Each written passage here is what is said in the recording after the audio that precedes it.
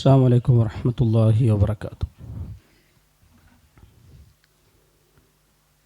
بسم الله الحمد لله والصلاة والسلام على أشرف المرسلين وعلى آله وصحبه أجمعين، أما بعد، فإن خير الكلام كلام الله وخير الهدي هدي محمد صلى الله عليه وسلم وشر الأمور محدثاتها وكل محدثة بدعة وكل بدعة ضلالة وكل ضلالة في النار.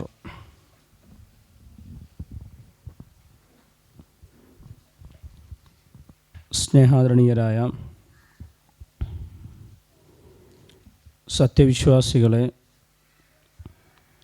സത്യവിശ്വാസിനികളെ, അല്ലാഹു സുബ്ഹാനഹു വ തആലയുടെ വിധികളും വിലക്കുകളും നിയമങ്ങളും നിർദ്ദേശങ്ങളുമൊക്കെ ജീവിതത്തിലുടനീളം പാലിച്ചുകൊണ്ട് ജീവിതം ധന്യമാക്കണമെന്ന്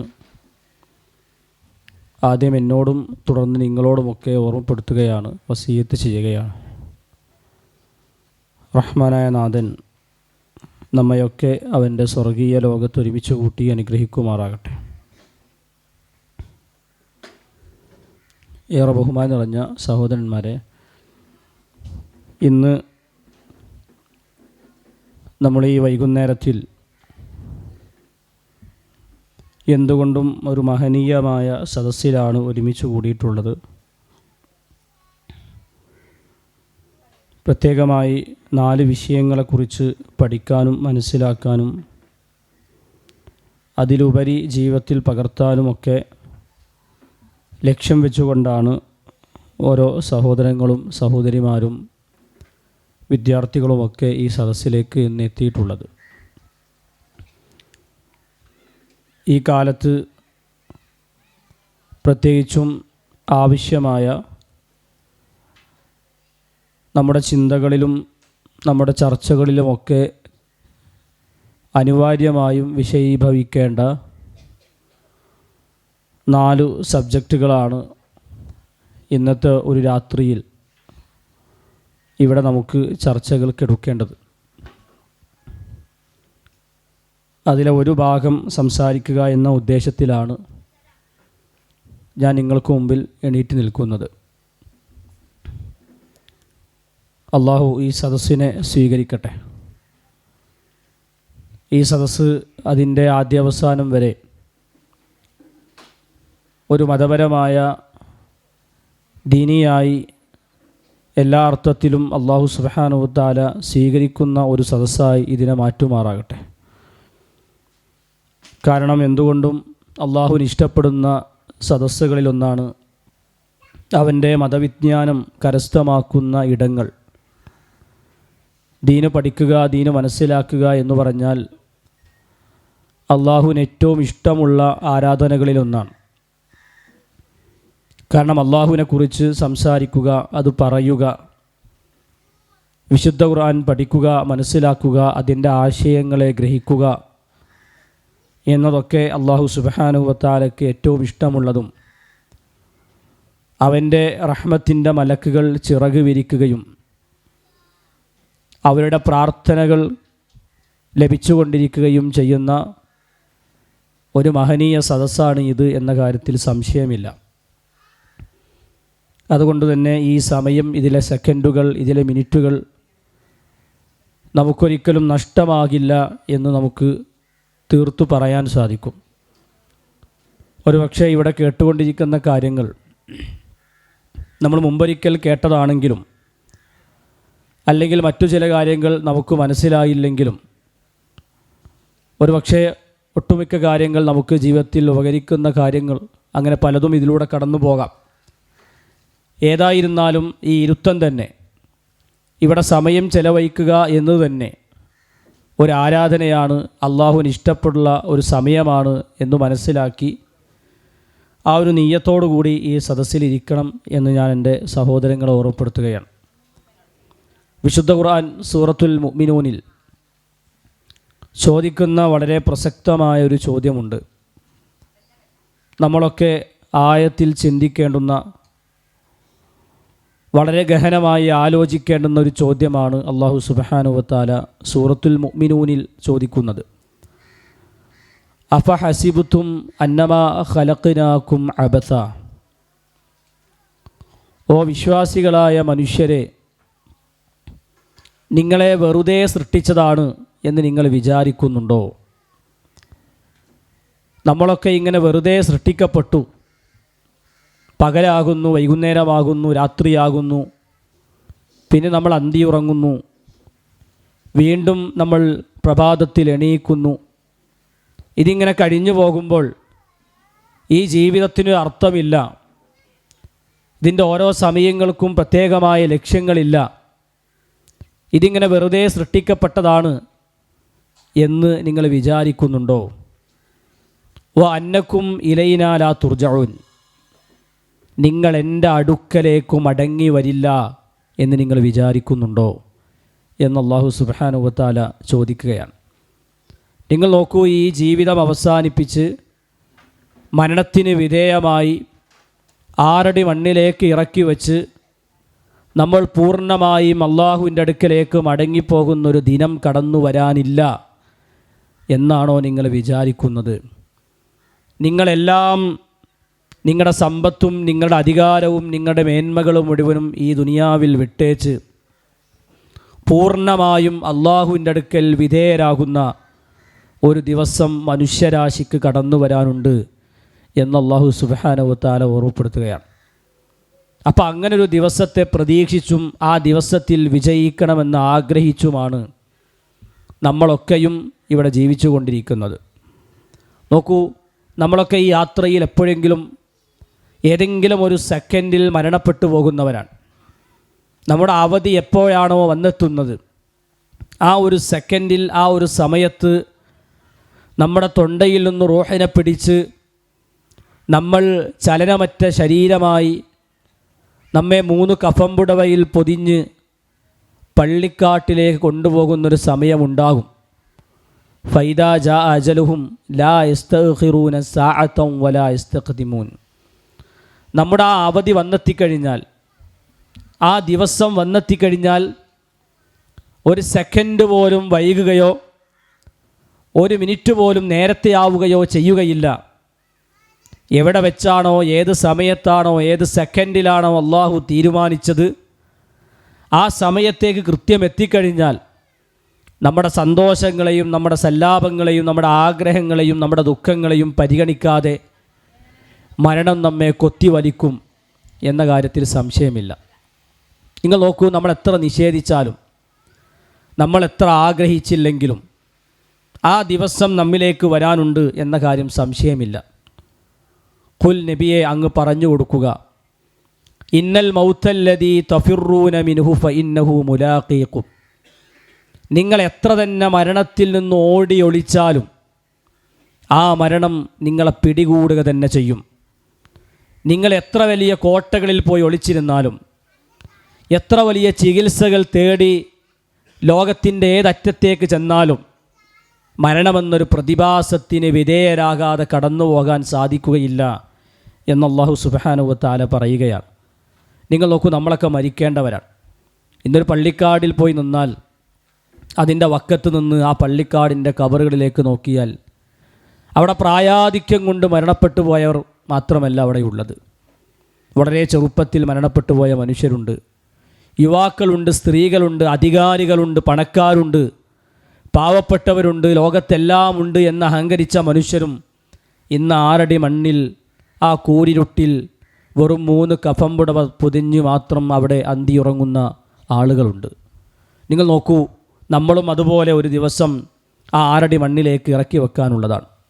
ആ ദിവസത്തിൽ എന്ത് സംഭവിക്കും, ആ ദിവസം മുതൽ തുടങ്ങുന്നൊരു യാത്രയിൽ എന്തായിരിക്കും നമ്മുടെ ജീവിതവും നമ്മുടെ യാത്രയും എങ്ങനെയായിരിക്കും എന്നതിനെക്കുറിച്ചാണ് ഒരു വിശ്വാസി ഏറ്റവും കൂടുതൽ ആലോചിക്കുക. കാരണം റസൂൽ കരീം സല്ലല്ലാഹു അലൈഹി വസല്ലം തൻ്റെ കൂടെയുള്ള സന്തത സഹചാരികളായ സ്വഹാബത്തിനെ പഠിപ്പിച്ചതാണ്, എപ്പോഴും പരലോകത്തെക്കുറിച്ച് ഓർക്കണം, മരണത്തെക്കുറിച്ച് വിചാരമുണ്ടാകണം. നിങ്ങളുടെ ലദ്ദാത്തുകൾ, നിങ്ങളുടെ ആസ്വാദനങ്ങളെ മുറിച്ചു കളയുന്ന മരണത്തെക്കുറിച്ച് നിങ്ങൾ അധികമായി ഓർക്കുക എന്ന് റസൂലുള്ളാഹി സ്വല്ലല്ലാഹു അലൈഹി വസല്ലം പഠിപ്പിക്കുകയാണ്. അതുകൊണ്ടാണ് പ്രവാചകൻ ഒരിക്കൽ ഇങ്ങനെ നടന്നു പോകുമ്പോൾ ഒരു ചത്ത ആടിനെ കണ്ടു.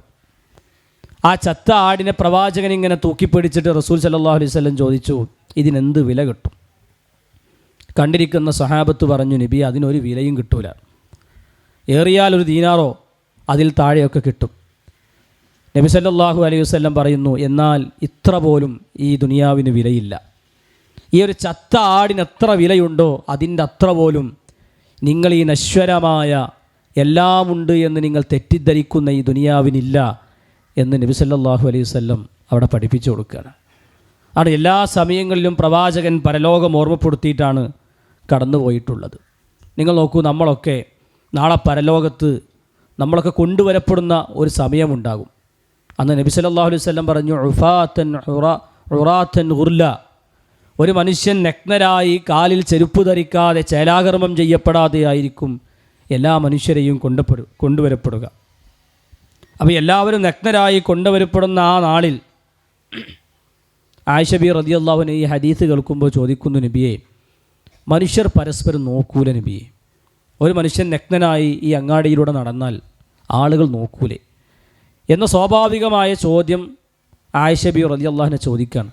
നബി സല്ലല്ലാഹു അലൈഹി വസല്ലം മറുപടി കൊടുത്തു, ആ മനുഷ്യർ പരസ്പരം നോക്കുന്നതിനേക്കാളും ഭയാനകരമായ ഭീതി നിറഞ്ഞൊരു സമയത്തായിരിക്കും അവരുണ്ടാവുക. അവർ പരസ്പരം നോക്കൂല, കാരണം അതായിരിക്കൂല അവരെ ചിന്ത. അതിനേക്കാളും അവരെ പേടിപ്പിക്കുന്ന, അവർ പേടിച്ചുകൊണ്ടിരിക്കുന്നൊരു സമയമായിരിക്കും അത്. എന്ന് പറഞ്ഞാൽ എത്ര ഭീകരമായിരിക്കും ആ സമയം എന്ന് നബി സല്ലല്ലാഹു അലൈഹി വസല്ലം അവരെ ബോധ്യപ്പെടുത്തുകയാണ്. അതുകൊണ്ട് പ്രിയപ്പെട്ടവരെ, നമ്മളൊക്കെ ഇതുപോലെ അള്ളാഹുവിൻ്റെ കോടതിയിൽ, അവൻ്റെ മഹ്ശറയിൽ വിചാരണയ്ക്ക് വിധേയമായി നമ്മുടെ നന്മതിന്മകൾ തൂക്കിക്കണക്കാക്കുന്ന, അതിൻ്റെ ഓരോ നന്മകളെയും തിന്മകളെയും പരസ്പരം അളന്നു മുറിച്ച് പരിശോധിക്കുന്ന ഒരു നാളുണ്ടായിരിക്കും എന്ന കാര്യത്തിൽ സംശയമില്ല. അങ്ങനെ ഒരു നാളിലെയാണ് നമ്മളൊക്കെ പ്രതീക്ഷിച്ച് ആ ദിവസത്തിൽ വിജയിക്കണമെന്ന് ആഗ്രഹിച്ചുകൊണ്ടാണ് നമ്മളൊക്കെ മുന്നോട്ട് കൊണ്ടുപോയിക്കൊണ്ടിരിക്കുന്നത്. അതിലേറ്റവും എല്ലാ കാര്യങ്ങളെക്കുറിച്ചും ചോദ്യം ചെയ്യപ്പെടും. നമ്മുടെ എല്ലാ അനുഗ്രഹങ്ങളെക്കുറിച്ചും ചോദ്യം ചെയ്യപ്പെടും. ഒരിക്കൽ നബി സല്ലല്ലാഹു അലൈഹി വസല്ലം വിശന്നു വലഞ്ഞ് വീട്ടിൽ നിന്ന് പുറത്തിറങ്ങി. പ്രവാചകൻ കുറച്ച് നടന്നപ്പോൾ അബൂബക്കർ സിദ്ദീഖ് റളിയല്ലാഹു അൻഹു വഴിയിൽ കണ്ടു. അബൂബക്കർ സിദ്ദീഖ് റളിയല്ലാഹു അൻഹു ചോദിച്ചു, നിങ്ങളെന്താണ് വീട്ടിൽ നിന്ന് പുറത്തിറങ്ങിയത്? അദ്ദേഹം പറഞ്ഞു, ഞാൻ വിശപ്പ് സഹിക്കാൻ കഴിയാതെ ഇറങ്ങിയതാണ്. നബിയും അതേ കാരണം കൊണ്ടാണ് ഇറങ്ങിയത്. അവർ രണ്ടുപേരും നടന്നു. വഴി മധ്യേ മഹാനായ ഉമറുൽ ഖത്താബ് റളിയല്ലാഹു അൻഹു കണ്ടു. ഉമർ റളിയല്ലാഹുവിനും സമാനമായ കാരണം കൊണ്ടാണ് വീട്ടിൽ നിന്ന് പുറത്തിറങ്ങിയത്. ഈ സമയത്ത് അവർ 3 പേരും കൂടി ഒരു സ്വഹാബിയുടെ വീട്ടിൽ പോയി. പ്രവാചകനും 2 പ്രഗത്ഭരായ സ്വഹാബത്തും തൻ്റെ വീട്ടിലേക്ക് വന്ന സന്തോഷം കൊണ്ട് അവർ വിളിച്ചു വരുത്തി. അവിടെ ഉണ്ടായിരുന്ന ഈത്തപ്പഴങ്ങൾ, കാരക്കകൾ കൊടുത്തു.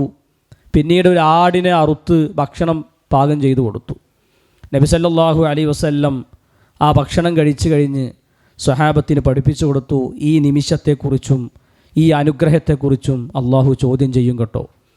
അവർ വിശന്നു വലഞ്ഞു പ്രയാസപ്പെട്ട് ഭക്ഷണമില്ലാതെ വീട്ടിൽ നിന്ന് പുറത്തിറങ്ങി. എന്നിട്ട് കിട്ടിയ ആ ഭക്ഷണത്തെക്കുറിച്ചും പ്രവാചകൻ പറയുന്ന നിങ്ങൾക്ക് കിട്ടിയ എല്ലാ അനുഗ്രഹങ്ങളെക്കുറിച്ചും അള്ളാഹു നിങ്ങളോട് ചോദ്യം ചെയ്യും. നിങ്ങൾ നോക്കൂ, നമ്മുടെ കൈകളിലൂടെ കടന്നു പോകുന്ന, നമ്മുടെ അക്കൗണ്ടിലൂടെ, നമ്മുടെ കീശയിലൂടെ കടന്നു പോകുന്ന ഓരോ രൂപയെക്കുറിച്ചും അള്ളാഹു ചോദിക്കുകയില്ല എന്ന് നമ്മൾ വിചാരിക്കുന്നുണ്ടോ? എല്ലാ പണത്തെക്കുറിച്ചും സമ്പത്തിനെക്കുറിച്ചും അധികാരത്തെക്കുറിച്ചും നമ്മുടെ ആരോഗ്യത്തെക്കുറിച്ചും നമ്മുടെ സമയത്തെക്കുറിച്ചും എല്ലാം അള്ളാഹു സുബ്ഹാനഹു വ തആല ചോദിക്കും എന്ന കാര്യത്തിൽ സംശയമില്ല. അതുപോലെ നമ്മളോട് ചോദ്യം ചെയ്യുന്ന ആ പരലോകത്ത് നമ്മെ വിചാരണ ചെയ്യുന്ന ഏറ്റവും പ്രധാനപ്പെട്ട ഒരു കാര്യമാണ് മക്കൾ, നമ്മുടെ സന്താനങ്ങൾ എന്ന് പറയുന്നത്. വിശുദ്ധ ഖുർആനിനെ 2 രൂപത്തിൽ പരിചയപ്പെടുത്തി. ഒരിടത്ത് അല്ലാഹു സുബ്ഹാനഹു വ തആല പറഞ്ഞാൽ മാലു വൽ ബനൂന സീനത്തുൽ ഹയാത്തി ദുനിയ, നിങ്ങളുടെ ഐഹിക ലോകത്തെ അലങ്കാരമാണ് മക്കൾ. അതൊരു അലങ്കാരമാണ്, അതൊരു ഭംഗിയാണ്, അതിനൊരു രസമുണ്ട് എന്ന് അല്ലാഹു സുബ്ഹാനഹു വ തആല പറയാം. നിങ്ങളുടെ മക്കൾ നിങ്ങൾക്കൊരു അലങ്കാരമാണ്, നിങ്ങളുടെ മക്കൾ നിങ്ങൾക്കൊരു അനുഗ്രഹമാണ്, നിങ്ങളുടെ മക്കൾ നിങ്ങൾക്കൊരു നിഅമത്താണ്. അത് മക്കളില്ലാത്തവരോട് സംസാരിക്കുമ്പോഴാണ് നമുക്കത് മനസ്സിലാവുക. നമുക്കൊരു മകനുണ്ടെങ്കിൽ, നമുക്കൊരു മകളുണ്ടെങ്കിൽ, നമ്മുടെ കൂടെ ഒരാളുണ്ടെങ്കിൽ അതൊരു വലിയ അനുഗ്രഹമാണ് എന്ന് അള്ളാഹുവിൻ്റെ റസൂൽ സല്ലല്ലാഹു അലൈഹി വസല്ലം പഠിപ്പിക്കുന്നത് കാണാൻ സാധിക്കും. എന്നാൽ അതേപോലെ തന്നെ ഖുർആൻ പറഞ്ഞു, വഅലമു, പ്രിയപ്പെട്ടവരെ നിങ്ങൾ മനസ്സിലാക്കുക, അന്നമാ അംവാലുക്കും വ ഔലാദുക്കും ഫിത്ന, എന്നാൽ നിങ്ങളുടെ സമ്പാദ്യവും നിങ്ങളുടെ മക്കളും നിങ്ങൾക്കൊരു പരീക്ഷണമാണ്. രണ്ടും അള്ളാഹു പറയുന്നു. നിങ്ങൾക്കൊരു അനുഗ്രഹമാണ് എന്ന് പറയുമ്പോൾ തന്നെ എല്ലാ അനുഗ്രഹവും ഒരർത്ഥത്തിൽ അതൊരു പരീക്ഷണമായിരിക്കും. മക്കളില്ലെങ്കിൽ അതൊരു പരീക്ഷണമാണ്, മക്കളുണ്ടെങ്കിലും അതൊരു പരീക്ഷണമാണ്.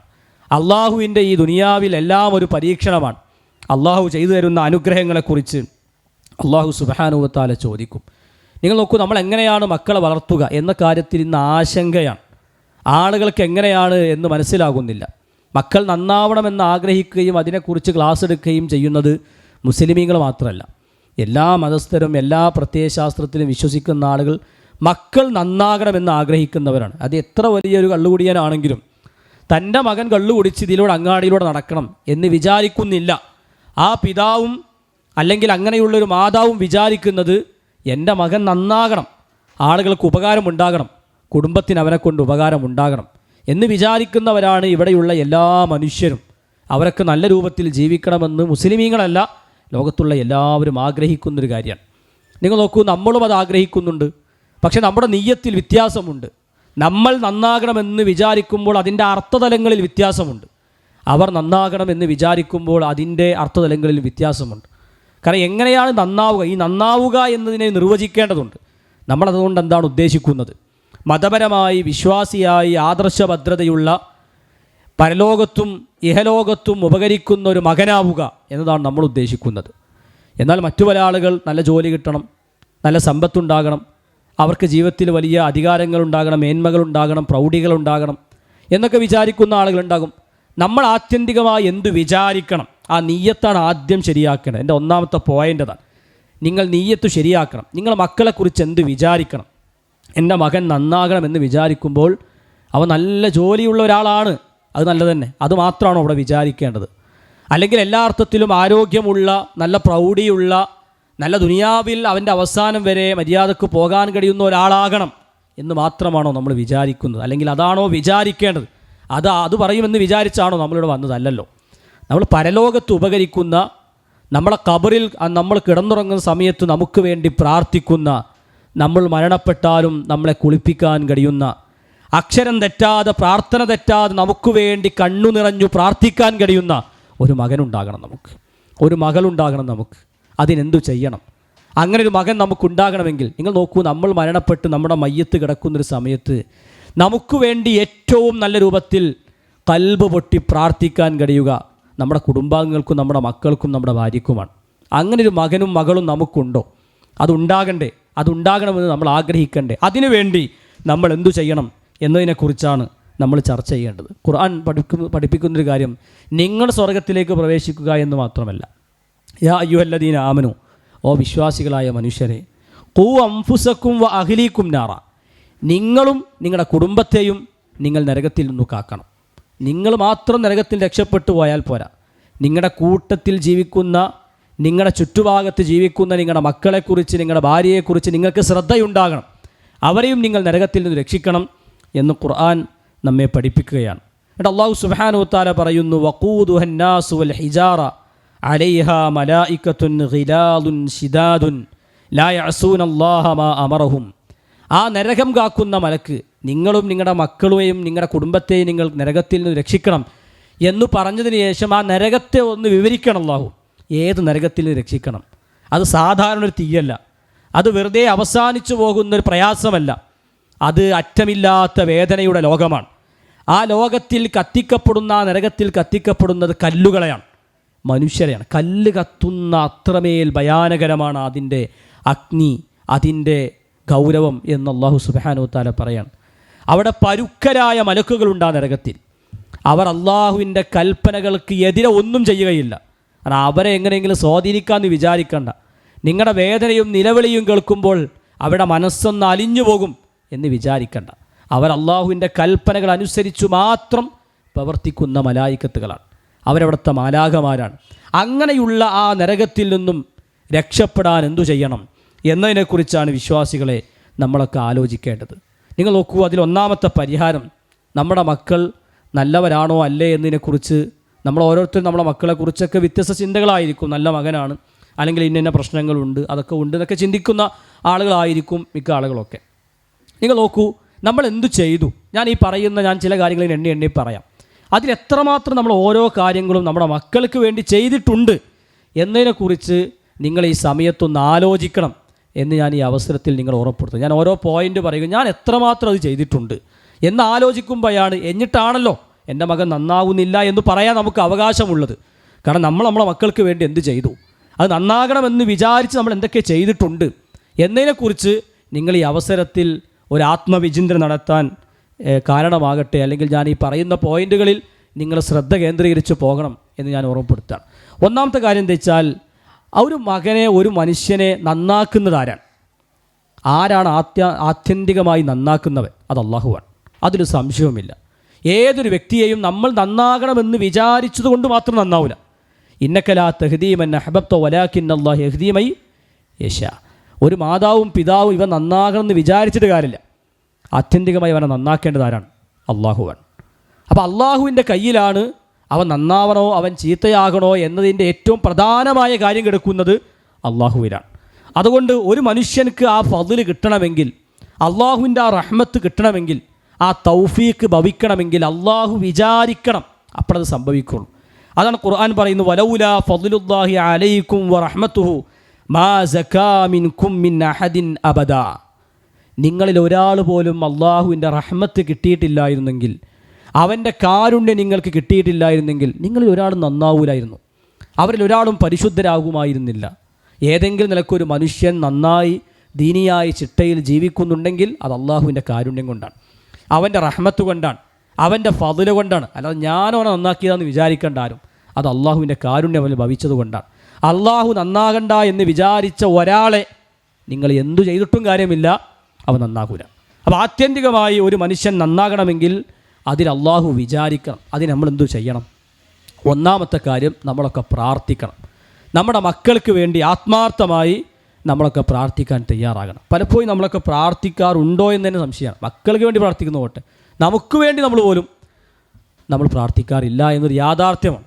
വളരെ ആത്മാർത്ഥമായി കൈ ഉയർത്തി കണ്ണ് നിറഞ്ഞ് നമ്മൾ എപ്പോഴാണ് പ്രാർത്ഥിക്കാറുള്ളത്? ഇപ്പം ഇന്നൊരു ദിവസം നമ്മൾ സുബ്ഹി കഴിഞ്ഞ് ഈ ദിവസം വരെ എത്തിയിട്ട്, ഈ സമയം വരെ എത്തിയിട്ട്, നമ്മൾ നിർബന്ധമായി നിർവഹിക്കേണ്ടുന്ന നിസ്കാരത്തിന് ശേഷമുള്ള സാധാരണ ചൊല്ലിപ്പോകാറുള്ള പ്രാർത്ഥന ഒഴിച്ച് ആത്മാർത്ഥമായി നമ്മൾ അള്ളാഹുവിനോട് ഏതു മിനിറ്റിലാണ് ഇന്ന് പ്രാർത്ഥിച്ചത് എന്ന് ചോദിച്ചാൽ പല ആളുകൾക്ക് ഉത്തരമില്ല.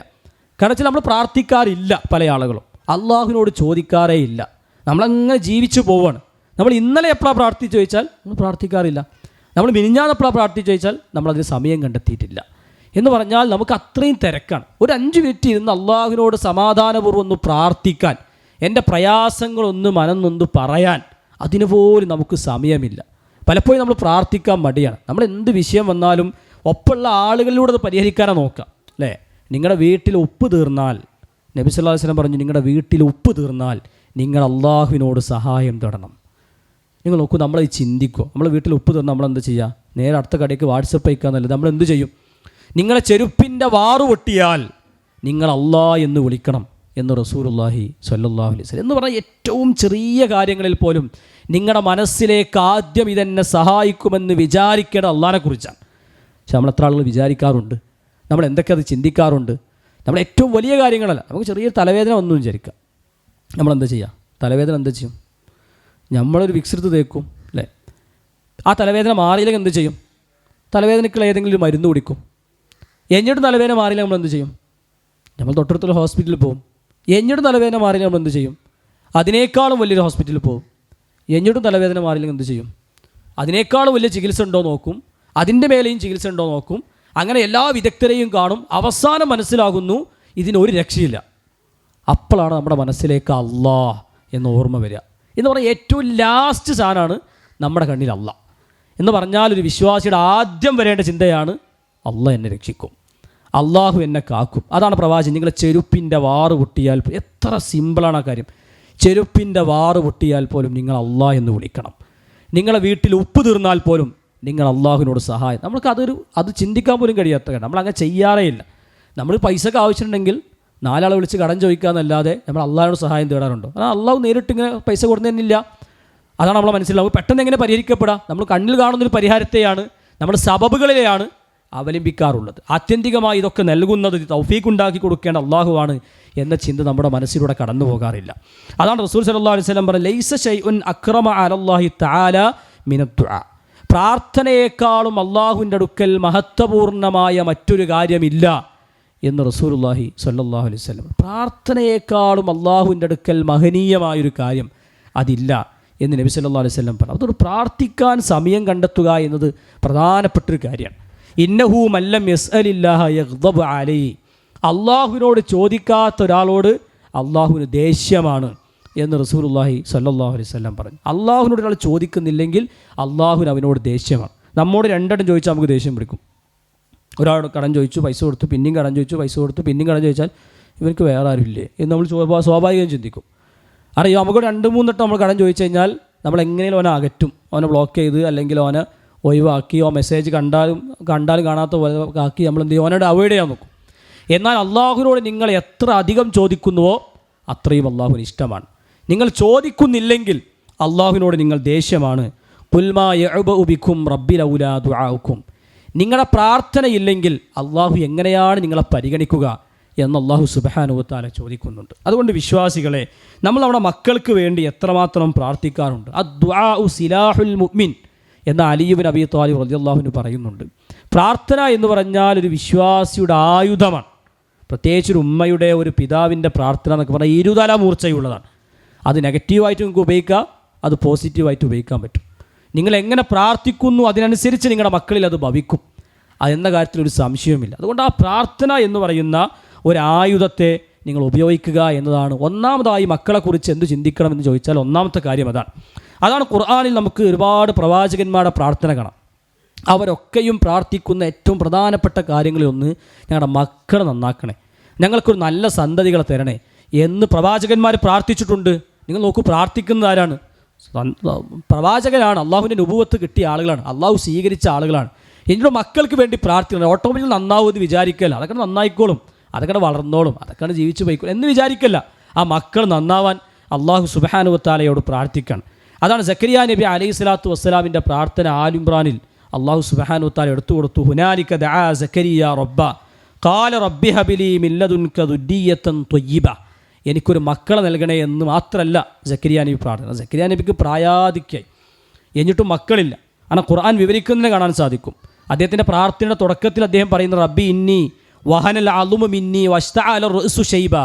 എൻ്റെ എല്ലുകളാകെ ക്ഷയിച്ചു പോയിട്ടുണ്ട്, തലമുടികളാകെ കത്തി നരച്ചിട്ടുണ്ട്. എന്ന് അത്രയും പ്രായാധിക്യമായിട്ടുണ്ട്. എൻ്റെ ഭാര്യയാണെങ്കിൽ അവൾ പ്രസവിക്കാത്തവളാണ്. എന്നിട്ടാണ് അല്ലാഹു സുബ്ഹാനഹു വ തആല ചോദിക്കുന്നത്, എനിക്ക് എങ്ങനെ ഒരു കുട്ടീനെ കൊണ്ടാന്നല്ല ചോദിക്കുന്നത്, തരുന്ന കുട്ടിയെ തൊയ്യിബായ നല്ലൊരു സ്വാലിഹായ ഒരു കുട്ടിയെ കൊണ്ടാ എന്ന് മഹാനായ സക്കരിയ നബി അലൈഹി സ്വലാത്തു വസ്സലാം അള്ളാഹുവിനോട് പ്രാർത്ഥിക്കുന്നത് കാണാൻ സാധിക്കും. ഇബ്രാഹിം നബിയുടെ പ്രാർത്ഥനകൾ ഖുർആനിൽ വന്നിട്ടില്ലേ? അതിലൊരു പ്രാർത്ഥന എന്താ? റബ്ബി ഹബിലി മിനസ് സ്വാലിഹീൻ. സ്വാലിഹായ ഒരു സദൂർത്ഥനായ ഒരു മകനെ എനിക്ക് നൽകണേ, ഒരു നല്ല കുട്ടിയെ എനിക്ക് നൽകണേ, അള്ളാഹുവിന് ഇഷ്ടപ്പെടുന്നൊരു മകനെ നൽകണേ എന്ന് ഇബ്രാഹിം നബി പ്രാർത്ഥന. അതുകൊണ്ട് അവരെ മക്കളെ നോക്കൂ നിങ്ങൾ, അവരെ മക്കളും അങ്ങനെ തന്നെയാണ്, പ്രവാചകന്മാരാണ്, സ്വാലിഹീങ്ങളായ ആളുകളാണ് എന്ന് ചരിത്രത്തിൽ നമ്മൾ വായിക്കുന്നുണ്ടല്ലോ. നിങ്ങൾ നോക്കൂ, ഇങ്ങനെ ഓരോ പ്രവാചകന്മാരുടെ പ്രാർത്ഥനകൾ പരിശോധിച്ച് നോക്കിക്കഴിഞ്ഞാൽ ഇബ്രാഹിം നബിയുടെ വ്യത്യസ്തങ്ങളായ പ്രാർത്ഥന സൂറത്തു ഇബ്രാഹിമിൽ വന്നത്, റബ്ബി ജഅൽനി മുഖീമസ്സലാത്തി വമിൻ ദുർരിയത്തി.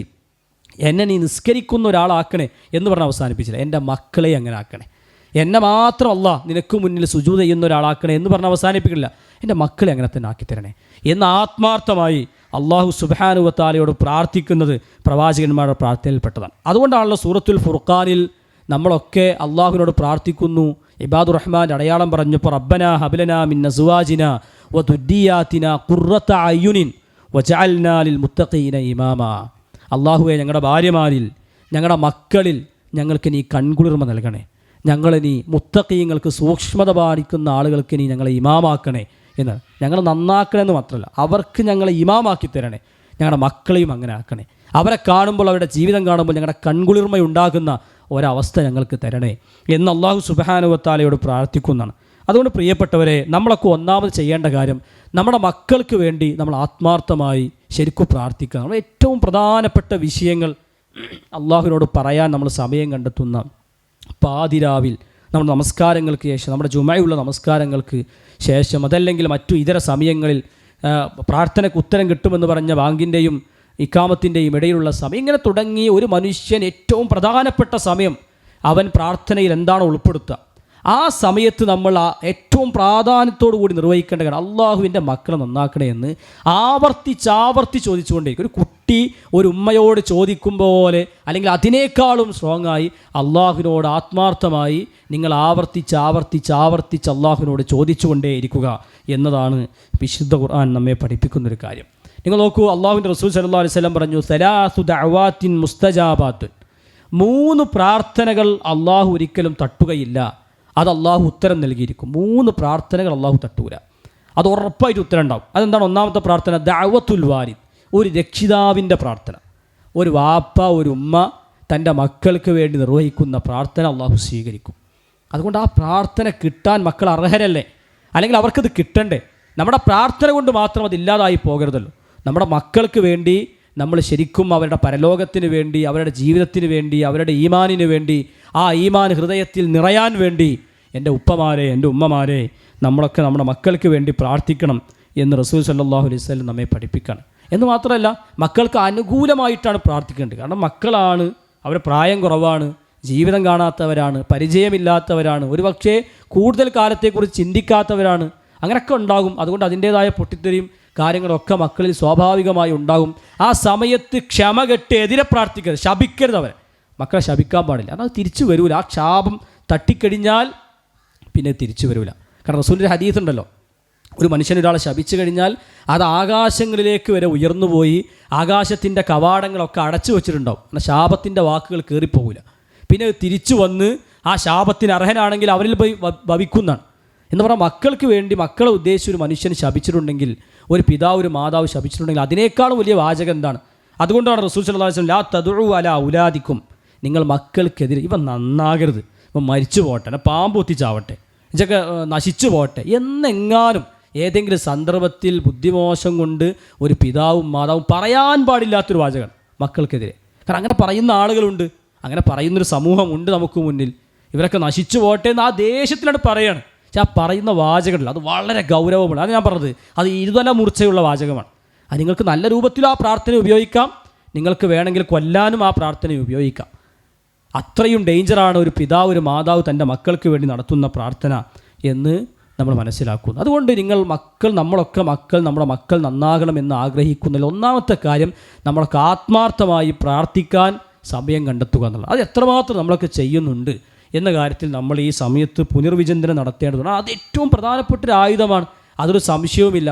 കാരണം അതാണ് ഏറ്റവും പ്രധാനം. ഞാൻ ഈ പറയുന്ന 10 പോയിൻ്റ് അല്ലെങ്കിൽ 12 പോയിൻ്റുകളുണ്ടെങ്കിൽ അതിലേറ്റവും പ്രധാനപ്പെട്ട കാര്യം പ്രാർത്ഥിക്കുക എന്നുള്ളതാണ്. പ്രാർത്ഥനയാണ് എല്ലാത്തിൻ്റെയും അടിസ്ഥാനം. അത് എല്ലാ കാര്യത്തിലും അങ്ങനെ തന്നെയാണ്. അത് മക്കളുടെ കാര്യത്തിൽ മാത്രമല്ല, നമ്മുടെ എല്ലാ ചെറുതും വലുതുമായ മുഴുവൻ കാര്യങ്ങളിലും നമ്മൾ അള്ളാഹുവിനോട് ആത്മാർത്ഥമായി പ്രാർത്ഥിക്കാൻ സമയം കണ്ടെത്തേണ്ടത്. രണ്ടാമത്തെ ഒരു കാര്യം എന്താ വെച്ചാൽ, നമ്മൾ മക്കൾക്ക് മാതൃകയാകണം. നമ്മളെ കണ്ടിട്ടൊരു കോപ്പി പേസ്റ്റ് ചെയ്യാൻ പറ്റണം ഒരു കുട്ടിക്ക്. പക്ഷെ അങ്ങനെ ചെയ്യാറുണ്ടോ? അങ്ങനെ സംഭവിക്കാറുണ്ടോ? നമ്മൾ ജമാഅത്തിന് പള്ളിയിൽ പോകുന്നത്, എൻ്റെ ഉപ്പമാരെ നമ്മളെ കണ്ടിട്ട് നമ്മളെ മക്കൾ പഠിക്കുമോ? അത് നമ്മൾ ആലോചിക്കേണ്ടത്. നമ്മൾ ജമാഅത്തിന് പള്ളിയിൽ പോകാറുണ്ടോ? കൃത്യസമയമായി കഴിഞ്ഞാൽ ബാങ്ക് കൊടുത്താൽ വുളൂ ചെയ്ത് പള്ളിയിലേക്ക് ഇറങ്ങുന്നൊരു ചിത്രമാണോ നമ്മുടെ മക്കൾ കാണാറുള്ളത്? നമ്മൾ സുബഹിക്ക് കൃത്യം സമയം പള്ളിയിൽ പോയി നിസ്കരിക്കുന്നൊരവസ്ഥ നമ്മുടെ വീടുകളിലുണ്ടോ? നമ്മുടെ ഉമ്മമാർ സമയമായാൽ നിസ്കരിക്കുന്ന അവസ്ഥയുണ്ടോ?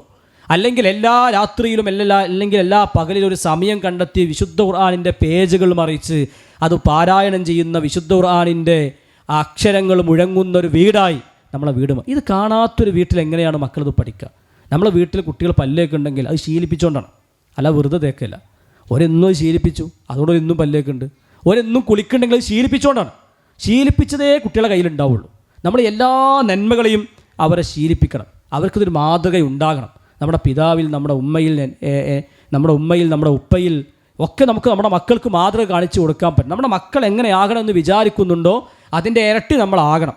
നമ്മളൊരു 100 ആയാൽ അവർ 60 ആകുള്ളൂ, അത് മനസ്സിലാക്കണം. നമ്മൾ 100 ആണെങ്കിൽ അവർ 60 ആകുള്ളൂ. അപ്പോൾ അവർ 100 ആകണം നമ്മൾ വിചാരിക്കണം, നമ്മൾ 200 ആയി കാണിച്ചു കൊടുക്കണം, അപ്പോൾ ഒരു 100 ആവുക. അത് നമ്മളാകുന്നുണ്ടോ എന്നുള്ളത് ഞാൻ എന്നെക്കുറിച്ചും നിങ്ങളെക്കുറിച്ചുമൊക്കെ ഈ അവസരത്തിൽ ചിന്തിക്കണം. അതാണ് പണ്ഡിതന്മാർ പറഞ്ഞാൽ വലതു സിറു അബി, ഒരു മകൻ തൻ്റെ രക്ഷിതാവിൻ്റെ, തൻ്റെ മാതാവിൻ്റെ, പിതാവിൻ്റെ രഹസ്യമാണ്.